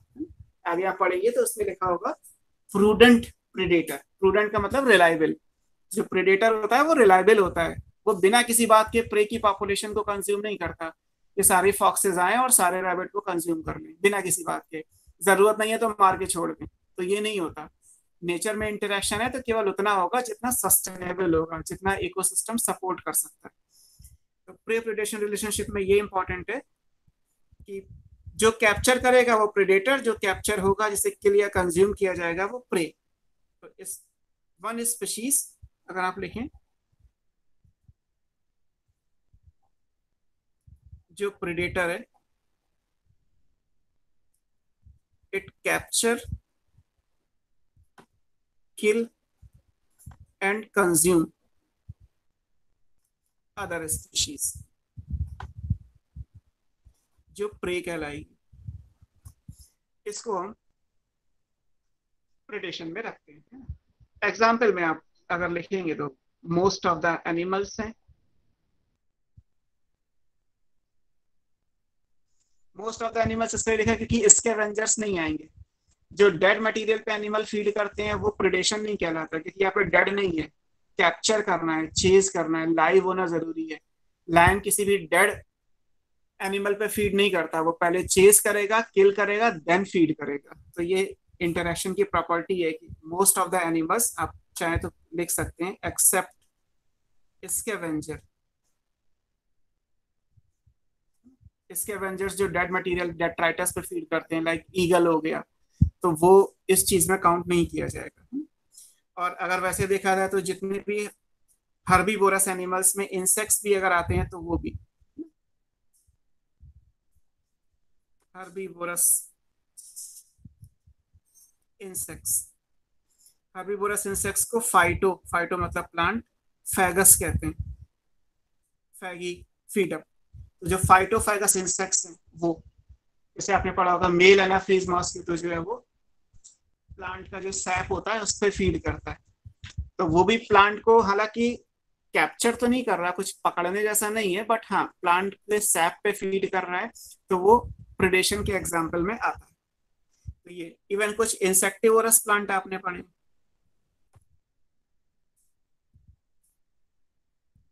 जैसे नेपेंथिस था, फिशर प्लांट, है ना। या मान लीजिए आप कोई और लिखना चाहें तो आपने ब्लैडर वर्ड पढ़ा होगा, यूट्रिकुलेरिया। अब ये क्या करते हैं, ये इंसेक्ट्स को ट्रैप करते हैं, किल करते हैं और कंज्यूम कर लेते हैं। तो इंसेक्टिवोरस प्लांट्स भी प्रेडेशन के एग्जाम्पल में आएंगे। तो ये एग्जाम्पल्स आ गए। प्रेडेशन का सिग्निफिकेंस क्या है?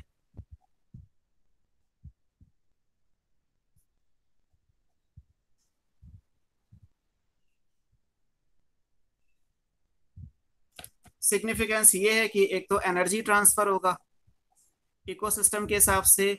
जो डियर में एनर्जी है वो लायन में जाएगी, तभी जाएगी जब लायन डियर को चेस किल एंड कंज्यूम करेगा। तो एनर्जी ट्रांसफर में प्रेडेशन इंपॉर्टेंट है। दूसरा, प्रे की पॉपुलेशन को कंट्रोल करता है। आप कह सकते हैं कि प्रे पॉपुलेशन कंट्रोल। अगर मान लीजिए प्रेडेटर को आप हटा दें तो प्रे की पॉपुलेशन तो बहुत ज्यादा हो जाएगी, क्योंकि प्रे को कंट्रोल करने के लिए कौन है, उसका प्रेडेटर ही होता है। तो ये भी इंपॉर्टेंट है। हमने एक बायोलॉजिकल कंट्रोल भी पढ़ा था, biological control of pest insects, जहाँ पे आपको strategy for enhancement of food production में पढ़ाया था microbe as bio control agent. उसमें माइक्रोब के साथ साथ कुछ मैक्रोब के भी एग्जाम्पल थे कि एक इंसेक्ट्स को कंट्रोल करने के लिए दूसरे इंसेक्ट्स को हम इंट्रोड्यूस कर देते हैं, तो वो भी प्री प्रेडेशन है। प्रेडेशन को biological control of insects and paste में भी यूटिलाइज किया जाता है। हालांकि ये हम करते हैं बाय मैन, नेचर में तो ऐसा नहीं है, ये हमने किया। और उसके एग्जाम्पल में मैंने आपको पढ़ाया था कि ऑस्ट्रेलिया में जैसे ओपनशिया जो प्रिकली पियर कैक्टस है, उसकी पॉपुलेशन को कंट्रोल करने के लिए वहां पे एक इंसेक्ट्स को इंट्रोड्यूस कर दिया गया, कैक्टोब्लास्टस। कैक्टोब्लास्टस क्या करेगा, वो ओपनशिया में जो सैप होगा उस पर फीड कर लेगा, ओपनशिया ग्रो नहीं करेगा। ओपनशिया एक वीड है, अनवांटेड प्लांट है। तो बायोलॉजिकल कंट्रोल ऑफ पेस्ट में भी ये चीजें आ जाएंगी। या मॉस्किटो लार्वी के लिए आपने लार्विसाइडल फिश गम्बूसिया पढ़ा था कि गम्बूसिया को इंट्रोड्यूस करने से मॉस्किटो के लार्वी मर जाएंगे। तो ये आ सकता है। इसके साथ साथ क्या है, प्रेडेटर स्पीशीज डाइवर्सिटी को मेंटेन करता है, maintain species diversity in a community. किसी भी कम्युनिटी के अंदर डिफरेंट टाइप की स्पीशीज हो, स्पीशीज का डाइवर्स नेचर हो, ये होने के लिए भी जरूरी है कि प्रेडेशन हो। यहाँ पे एक एग्जाम्पल जो है वो स्टार फिश का दे रखा है। यहाँ भी एक एग्जाम्पल आप पढ़ेंगे एनसीईआरटी में, तो रॉकी इंटरटाइडल कम्युनिटीज है। और उन कम्युनिटीज की अगर हम बात करें अमेरिकन पैसिफिक कोस्ट के अंदर हैं, तो वहाँ पे 10 स्पीशीज से भी ज्यादा इनवर्टिब्रेट की है, वो एक्सटेंट हो गई क्योंकि उनका जो प्रेडेटर था स्टार फिश, हमने उसको रिमूव कर दिया। मान लीजिए इस एरिया में 10 स्पीशीज इनवर्टिब्रेट की हैं और इन सबका एक कॉमन प्रेडेटर है, दैट इज स्टार फिश। अगर इस स्टार फिश को आपने यहाँ से हटा दिया तो ये 10 आपस में लड़ने लगेंगी, कंपटीशन होने लगेगा और फिर धीरे धीरे करके ये खत्म हो जाएंगी। तो प्रे के बीच में कंपटीशन ना हो, इस चीज को मेंटेन करने के लिए प्रेडेटर नेचर ने दिया है ना। ये आपस में भाई बहन ना लड़े, इस चीज के लिए मदर फादर मान लीजिए घर में है, अगर मदर फादर नहीं होते तो आपस में लड़ने लगते और फिर उसके हिसाब से नुकसान नहीं होता। तो इस तरीके से है कि डाइवर्सिटी को मेंटेन करने के लिए प्रेडेशन की इंपॉर्टेंस है। फिर ऐसा भी नहीं है कि रिलायबिलिटी आती है, ये भी नहीं है कि प्रे की पॉपुलेशन को एक्सप्लॉइट कर ले। प्रूडेंट प्रेडेटर होता है, प्रेडेशन है। प्रूडेंट का मतलब है रिलायबल। इसका मतलब ये है कि predator does not exploit prey population. Predator prey की पॉपुलेशन को एक्सप्लॉइट नहीं करता, वो रिलायबल है, जितना जरूरी है उतना ही किया जाएगा। ये इंपॉर्टेंट। ये तो प्रेडेटर के एंगल से होगा कि प्रेडेटर क्या क्या कर सकता है, प्रेडेटर नेचर में किस पॉइंट ऑफ व्यू से इंपॉर्टेंट है। What about prey? प्रे को भी बचने के तरीके नेचर ने दिए, डिफेंसेस भी हो सकते हैं। डिफेंस किसके लिए? Developed by prey against predator. अगर रैबिट को ग्रास खाने की एबिलिटी नेचर ने दी, तो ग्रासेस को भी एक लिमिट से ज्यादा ग्रो करने की एबिलिटी नेचर ने दी, नहीं तो ग्रासेस कम पड़ जाती। तो हमेशा डिफेंस भी प्रे को नेचर ने दिया हुआ है ना। अब इस डिफेंस में क्या क्या आएगा? इसमें कैमोफ्लाग तो आप जानते ही हैं।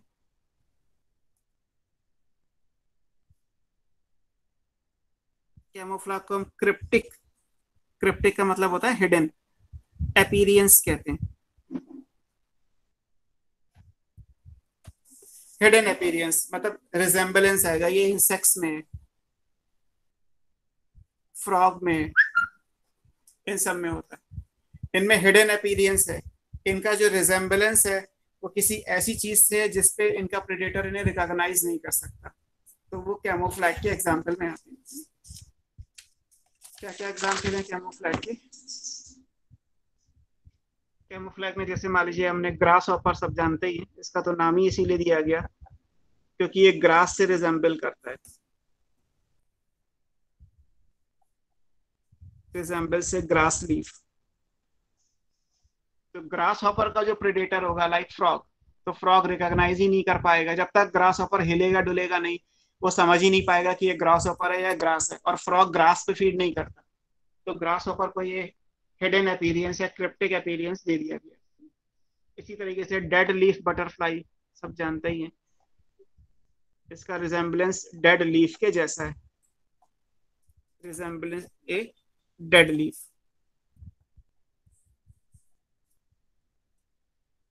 तो ये क्रिप्टिक अपीरियंस के एग्जांपल्स में आ जाएंगे, है ना। और भी बुक में दिए होंगे, आप इन दोनों को एटलीस्ट याद कर लीजिए, ग्रासहॉपर और डेड लीफ बटरफ्लाई।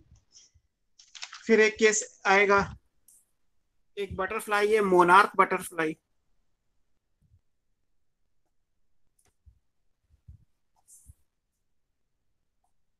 इसको डिफेंस किस तरीके से दिया नेचर ने? तो इसको डिसटेस्टफुल बना दिया गया है, इसमें टेस्ट नहीं है टू इट्स प्रेडेटर। इस बटरफ्लाई का जो प्रेडेटर है उसको ये टेस्टी नहीं लगती। और प्रेडेटर कौन है इसके? बर्ड्स। एक बर्ड है जो मोनार्क बटरफ्लाई का प्रेडेटर है। अब बर्ड की चॉइस कभी नहीं होती कि वो मोनार्क बटरफ्लाई पे फीड करे। ऐसा क्यों है? Due to presence of toxic, है ना, जो कंपाउंड्स है वो ग्लाइकोसाइड्स कहलाते हैं। Due to presence of toxic glycosides, क्योंकि इसकी बॉडी में टॉक्सिक ग्लाइकोसाइड है, इसलिए बर्ड कभी नहीं चाहती कि वो मोनार्क बटरफ्लाई पे फीड करे, कड़वी लगेगी, तो फीड ही नहीं करना। तो मोनार्क बटरफ्लाई अपने बर्ड से, अपने प्रेडेटर से बच गई। सरप्राइजिंग फैक्ट ये है कि जो टॉक्सिक ग्लाइकोसाइड्स मोनार्क बटरफ्लाई की बॉडी में आए हैं वो उसकी लार्वल कैटरपिलर स्टेज से आते हैं। तब वो सोचता भी नहीं है कि इस कंपाउंड का आगे कोई यूज भी आएगा। पर जो इसका लार्वा है कैटरपिलर, वो एक वीड पे फीड करता है जहां से ये टॉक्सिक ग्लाइकोसाइड उसकी बॉडी में आ जाते हैं, और फिर वो उसको एक डिफेंस दे देते हैं against predator, and that predator is bird. तो ये एक इंपॉर्टेंट एग्जाम्पल है। ऐसे ही आपने बहुत सारे मॉर्फोलॉजिकल डिफरेंस पढ़े होंगे। अकेसिया बबूल को कहते हैं, प्लांट्स में तो मैंने आपको पढ़ा ही है। कैक्टस, अकेसिया और कैक्टस को देखोगे तो उनमें स्पाइन है। थॉर्न आपने पढ़े थे, स्टेम थॉर्न। ये मॉर्फोलॉजिकल डिफरेंस हो गया।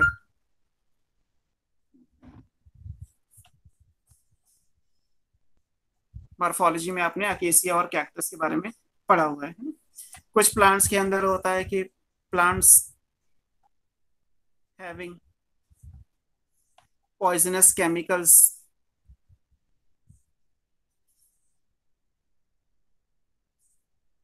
जो उनको उनके हर्बीवोरस एनिमल से बचाते हैं कि हर्बीवोरस एनिमल अगर इन प्लांट्स पे फीड कर लेंगे तो या तो वो बीमार पड़ जाएंगे या उनका गैस्ट्रिक सिस्टम वीक हो जाएगा। इवन रेयर केस में उनकी डेथ भी हो सकती है। जैसे आपने प्लांट्स के एग्जाम्पल में पढ़ा है, एक कैलोट्रोपिस है। कैलोट्रोपिस के अंदर जो है वो हाईली पॉइजनस कार्डिक ग्लाइकोसाइड्स हैं जो हर्बीवोरस एनिमल के हार्ट पे अटैक करते हैं। इसी तरीके से आपने बहुत सारे प्लांट पढ़े हैं जिनके अंदर कंपाउंड्स हैं, लाइक निकोटीन। निकोटीन निकोशियाना टोबैकम में होगा, टोबैको के प्लांट को कोई ग्रेज नहीं करता। इसी तरीके से कैफीन है, कैफिया अरेबिका में होगा, कॉफी के प्लांट में, उसे कोई ग्रेज नहीं करता है ना। आपने ओपियम पढ़ा होगा, कॉफी के प्लांट में है, उसे कोई ग्रेज नहीं करता है ना। एंड अदर एल्कलॉइड्स, तो जितने भी एल्कलॉइड वाले प्लांट्स हैं उन पे कोई ग्रेज नहीं करता। क्यों ग्रेज नहीं करता? क्योंकि अगर एनिमल उनको ग्रेज करेगा तो एनिमल की बॉडी में वो पॉइजनस मटेरियल रिलीज होंगे, उससे एनिमल सिक हो सकता है, डेथ हो सकती है, उसका सिस्टम एडवर्सली इफेक्ट हो सकता है। तो ये सारी चीजें आपको इसमें पढ़नी थी। ये प्रेडेटर। सर एक बार कैलोट्रोपिस बताना। कैलोट्रोपिस आँख या मदार को कहते हैं, उसमें व्हाइट लेटेक्स होता है। उस लेटेक्स के अंदर जो कंपाउंड है वो कार्डिक ग्लाइकोसाइड्स हैं। आँख के प्लांट को या मदार के प्लांट को कोई भी ग्रेजर आके ग्रेज नहीं करता।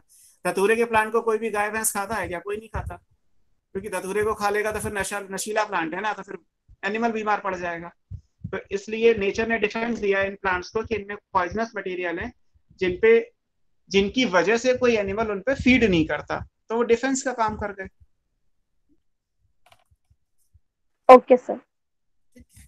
नेक्स्ट आएगा 6th, पैरासिटिज्म।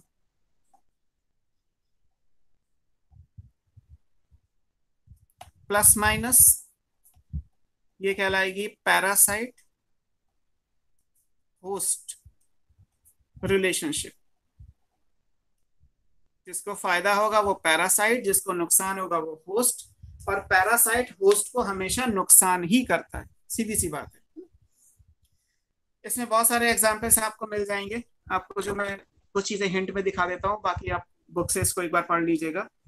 पहली चीज है कि जो ये पैरासिटिज्म है ये प्रोवाइड करता है फ्री लॉगिंग, रहने के लिए फ्री में जगह देगा, एंड मील्स।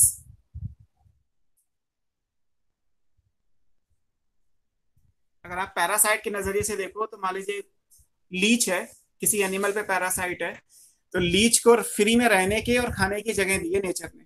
लीच को कुछ नहीं करना, अपने शक्कर से उस एनिमल की बॉडी पे केवल अटैच करना है, बस रहने की भी जगह मिल गई, खाने के लिए भी मिल गई जगह। जितने भी एक्टो या एंडो पैरासाइट है, मान लीजिए एस्केरिस हमारी बॉडी में एंडो पैरासाइट है, तो एस्केरिस को ना तो कुछ खाने के लिए मेहनत करनी है ना कुछ रहने के लिए करनी है, फूड और शेल्टर नेचर ने फ्री में दे दिया उसे। That is the human body, जब तक वो रहना चाहे वो रहेगा। तो एक ये चीज इंपॉर्टेंट है। कुछ ऐसे भी हैं सम पैरासाइट्स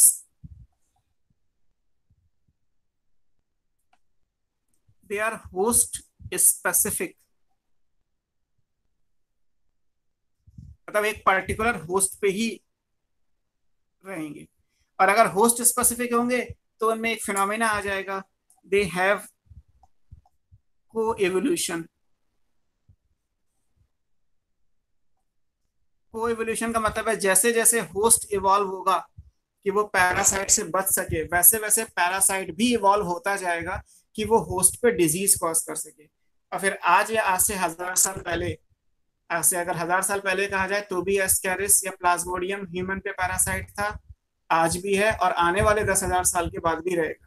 अगर हम ये रेजिस्टेंस डेवलप करें कि प्लाज्मोडियम हमारी बॉडी में ना रह पाए, तो प्लाज्मोडियम भी धीरे धीरे इवॉल्व होकर ये डेवलप रेजिस्टेंस कर लेगा कि वो ह्यूमन बॉडी पे डिजीज कॉज कर पाए। तो in all the case parasite हमेशा होस्ट को नुकसान ही पहुंचाएगा, दोनों में को एवोल्यूशन आता है। इसके बाद बुक में कुछ पैरासिटिक एडॉप्टेशन दे रखी है। आप ह्यूमन हेल्थ एंड डिजीज में आपने बहुत सारे पैरासाइट्स के बारे में पढ़ा होगा। पैरासिटिक अडॉप्टेशन आप बुक से भी पढ़ लीजिएगा। पैरासाइट्स के अंदर सेंस ऑर्गन बहुत ज्यादा नहीं होते, सेंस करने की जरूरत ही नहीं है। एस्केरिस को बॉडी के अंदर रहना है, वो क्या सेंस करेगा, क्या डाइजेस्ट करेगा? पैरासाइट्स के अंदर डाइजेस्टिव सिस्टम नहीं होता। हालांकि अगर एक्टो पैरासाइट है तो उसे एनिमल बॉडी से अटैच होने के लिए एडहेसिव ऑर्गन चाहिए। जैसे आपने टेप वर्म में सकर पढ़ा है, लीच में सकर होता है, तो एडहेसिव स्ट्रक्चर्स होंगे, डाइजेस्टिव सिस्टम नहीं होगा, सेंस ऑर्गन नहीं होंगे, रिप्रोडक्टिव कैपेसिटी बहुत ज्यादा होगी क्योंकि उसे ज्यादा से ज्यादा होस्ट की बॉडी में डिजीज कॉज करनी है या रहना है, तो रिप्रोडक्टिव कैपेसिटी बहुत ज्यादा होगी। कई बार ये भी होगा कि पैरासाइट अपनी लाइफ में सस्टेनेबिलिटी लाने के लिए एक से ज्यादा होस्ट ले आते हैं। जैसे आप मोनोजेनेटिक पैरासाइट पढ़ते हैं, केवल एक होस्ट पर डिजीज कॉज करेगा। डाइजेनेटिक भी होता है कि एक तो मेन होस्ट हो गया प्राइमरी और एक सेकेंडरी होस्ट हो गया, और उसमें भी कुछ ऐसे हैं जिनमें सेकेंडरी होस्ट भी दो हैं, मतलब ऑप्शनल हो गया। सेकेंडरी होस्ट ऑप्शनल, प्राइमरी तो फिक्स है ही। जैसे आपने लिवर फ्लूक पढ़ा होगा, फैसियोला हिपैटिका, है ना, हेलमिन्स में। तो अगर आप हेलमिन्स में लिवर फ्लूक पढ़ोगे तो उसमें एक तो पैरासाइट हो गया ह्यूमन, वो तो है ही। जो वेक्टर है दूसरा पैरासाइट, उसमें भी दो ऑप्शन है, या तो स्नेल होगा या फिश होगा। या तो फिश और मैन में साइकिल पूरी हो जाएगी या स्नेल और मैन में साइकिल पूरी हो जाएगी। तो अपने सर्वाइवल के लिए वो एक से ज्यादा इंटरमीडिएट होस्ट को भी एक्वायर कर सकते हैं। ऐसे मलेरिया का पैरासाइट है तो उसमें फीमेल एनाफिलीज मॉस्किटो वेक्टर हो गया, और जो ह्यूमन है वो तो है ही। तो ये सब पैरासिटिक एडॉप्टेशन हैं, बुक से एक बार रीड कर लीजिए। फिर एक पैराग्राफ आएगा कि होस्ट की बॉडी पे क्या फर्क पड़ेगा, इफेक्ट ऑन होस्ट। सर एक बार ये को एवोल्यूशन वाला बताना पॉइंट दोबारा से। को एवोल्यूशन का मतलब ये है कि एक साथ इवॉल्व करना। अगर मान लीजिए मेरी बॉडी होस्ट है, मेरी बॉडी पे मलेरिया का पैरासाइट प्लाज्मोडियम रहता है, मैं एवोल्यूशन में ये सोचूं कि यार ऐसे तो बड़ी दिक्कत हो रही है, प्लाज्मोडियम से नहीं हो रहा, तो मैं धीरे धीरे अपनी बॉडी को इवॉल्व करना चाहूंगा कि एक ऐसा मेरी बॉडी, मेरी स्पीशीज एक ऐसी स्पीशीज में इवॉल्व होकर चेंज हो जाए जिसमें प्लाज्मोडियम डिजीज कॉज ना कर पाए। तो जैसे मैं सोच रहा हूँ ना कि मैं प्लाज्मोडियम से बच जाऊं, ऐसे ही प्लाज्मोडियम भी इसी तरीके से इवॉल्व हो रहा होगा कि वो हर कंडीशन में मेरे पे डिजीज कॉज कर सके। तो अगर होस्ट इवॉल्व होता है तो उसे काउंटर एक्ट करने के लिए पैरासाइट भी इवॉल्व होता है। तो दोनों का इवोल्यूशन होगा, किसी एक का इवोल्यूशन नहीं हो सकता। इसी को इवोल्यूशन कह दिया जाए। इसीलिए तो होस्ट ओके सर। है। बैक्टीरिया या वायरस आप पढ़ते ही हैं कि बहुत जल्दी म्यूटेट हो जाते हैं। अब वायरस के लिए आपने ये भी पढ़ा है कि वायरस होस्ट स्पेसिफिक होते हैं।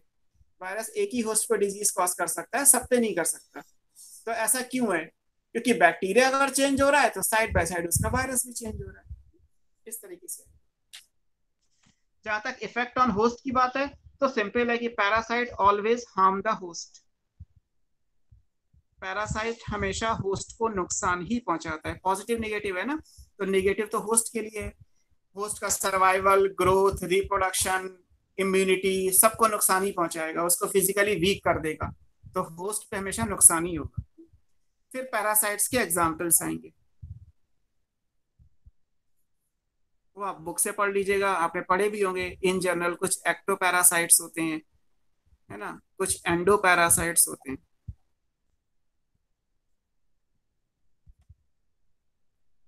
एक्टो पैरासाइट में लाइस, मॉस्किटो, टिक्स, लीच, है ना, ये सब एक्टो पैरासाइट हैं।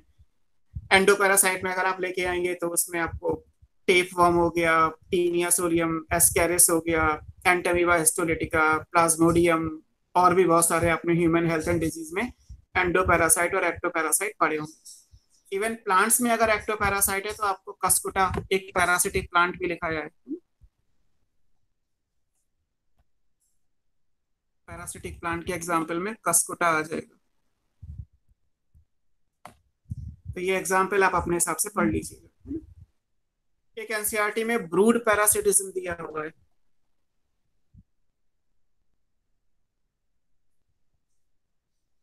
नर्चरिंग के लिए न्यूट्रिशन के पॉइंट ऑफ व्यू से अगर देखा जाए तो ये स्पेशल टाइप की है जो बर्ड्स में होती है। जैसे कुकूज के लिए कहते हैं कि कोयल अपने अंडे जो है वो कौवे के घोंसले में देती है ना, cuckoos lay their egg in the nest of the crow. तो ये ब्रूड पैरासिटिज्म कहलाती है ना। ऐसा नहीं है कि कुकू क्रो पे डिपेंडेंट है, न्यूट्रिशन उससे ले, बस केवल नर्चरिंग के पॉइंट ऑफ व्यू से है, तो उसको हम ब्रूड पैरासिटिज्म कहते हैं। ये आपको याद रखना है। और फिर एक लास्ट में टॉपिक आएगा, हालांकि उसके बारे में सिर्फ एनसीईआरटी में डेफिनेशन दी हुई है 7th नंबर पे, दैट इज एमेंसिलिज्म। इसको एंटीबायोसिस भी कहते हैं, इसको आप बायोलॉजिकल एंटागोनिज्म कह सकते हैं, एंटागोनिज्म, या इसको प्लांट्स में एलीलोपैथी कहते हैं। सब एक ही बात है। -0, एक को कोई फर्क नहीं पड़ेगा और एक का नुकसान होगा, तो ये एमेंसिलिज्म कहलाती है ना। एलीलोपैथी वर्ड प्लांट में यूज होगा। एंटीबायोसिस आप माइक्रोब में यूज करते हैं। एमेंसिलिज्म आपने लिखा ही हुआ है, biological antagonism in journal, because living organism है तो बायोलॉजिकल वर्ड आ जाएगा। एंटागोनिस्टिक अपोजिट या नुकसान के लिए आता है वर्ड। तो ये एग्जाम्पल्स आ सकते हैं। इसी से इसमें जो एग्जाम्पल है वो आप पेनिसिलियम का ले सकते हैं। पेनिसिलियम एक फंगी है विच रिलीज पेनिसिलिन, जो एंटीबायोटिक है, that restrict or inhibit the growth of bacteria.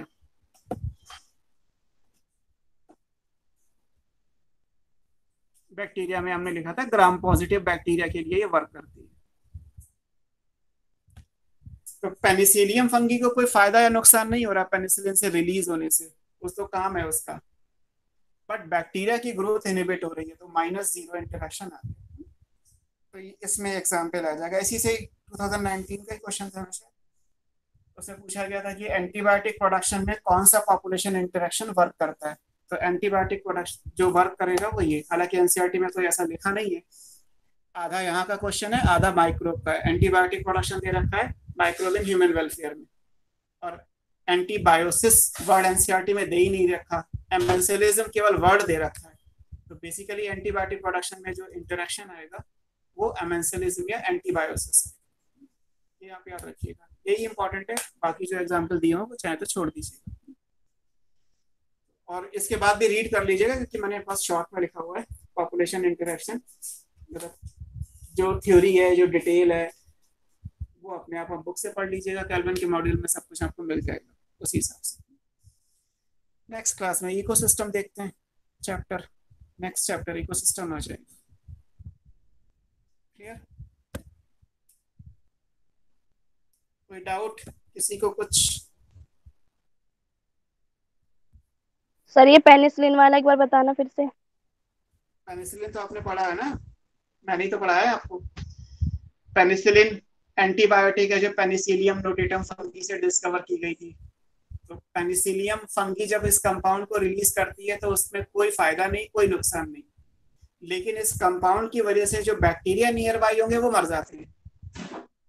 तो ये एमेंसिलिज्म हो गया, एक को तो नुकसान हो रहा है दैट इज बैक्टीरिया, और एक को कोई फर्क नहीं पड़ रहा दैट इज फंगी पेनिसिलियम, और जो कंपाउंड है वो पेनिसिलिन है।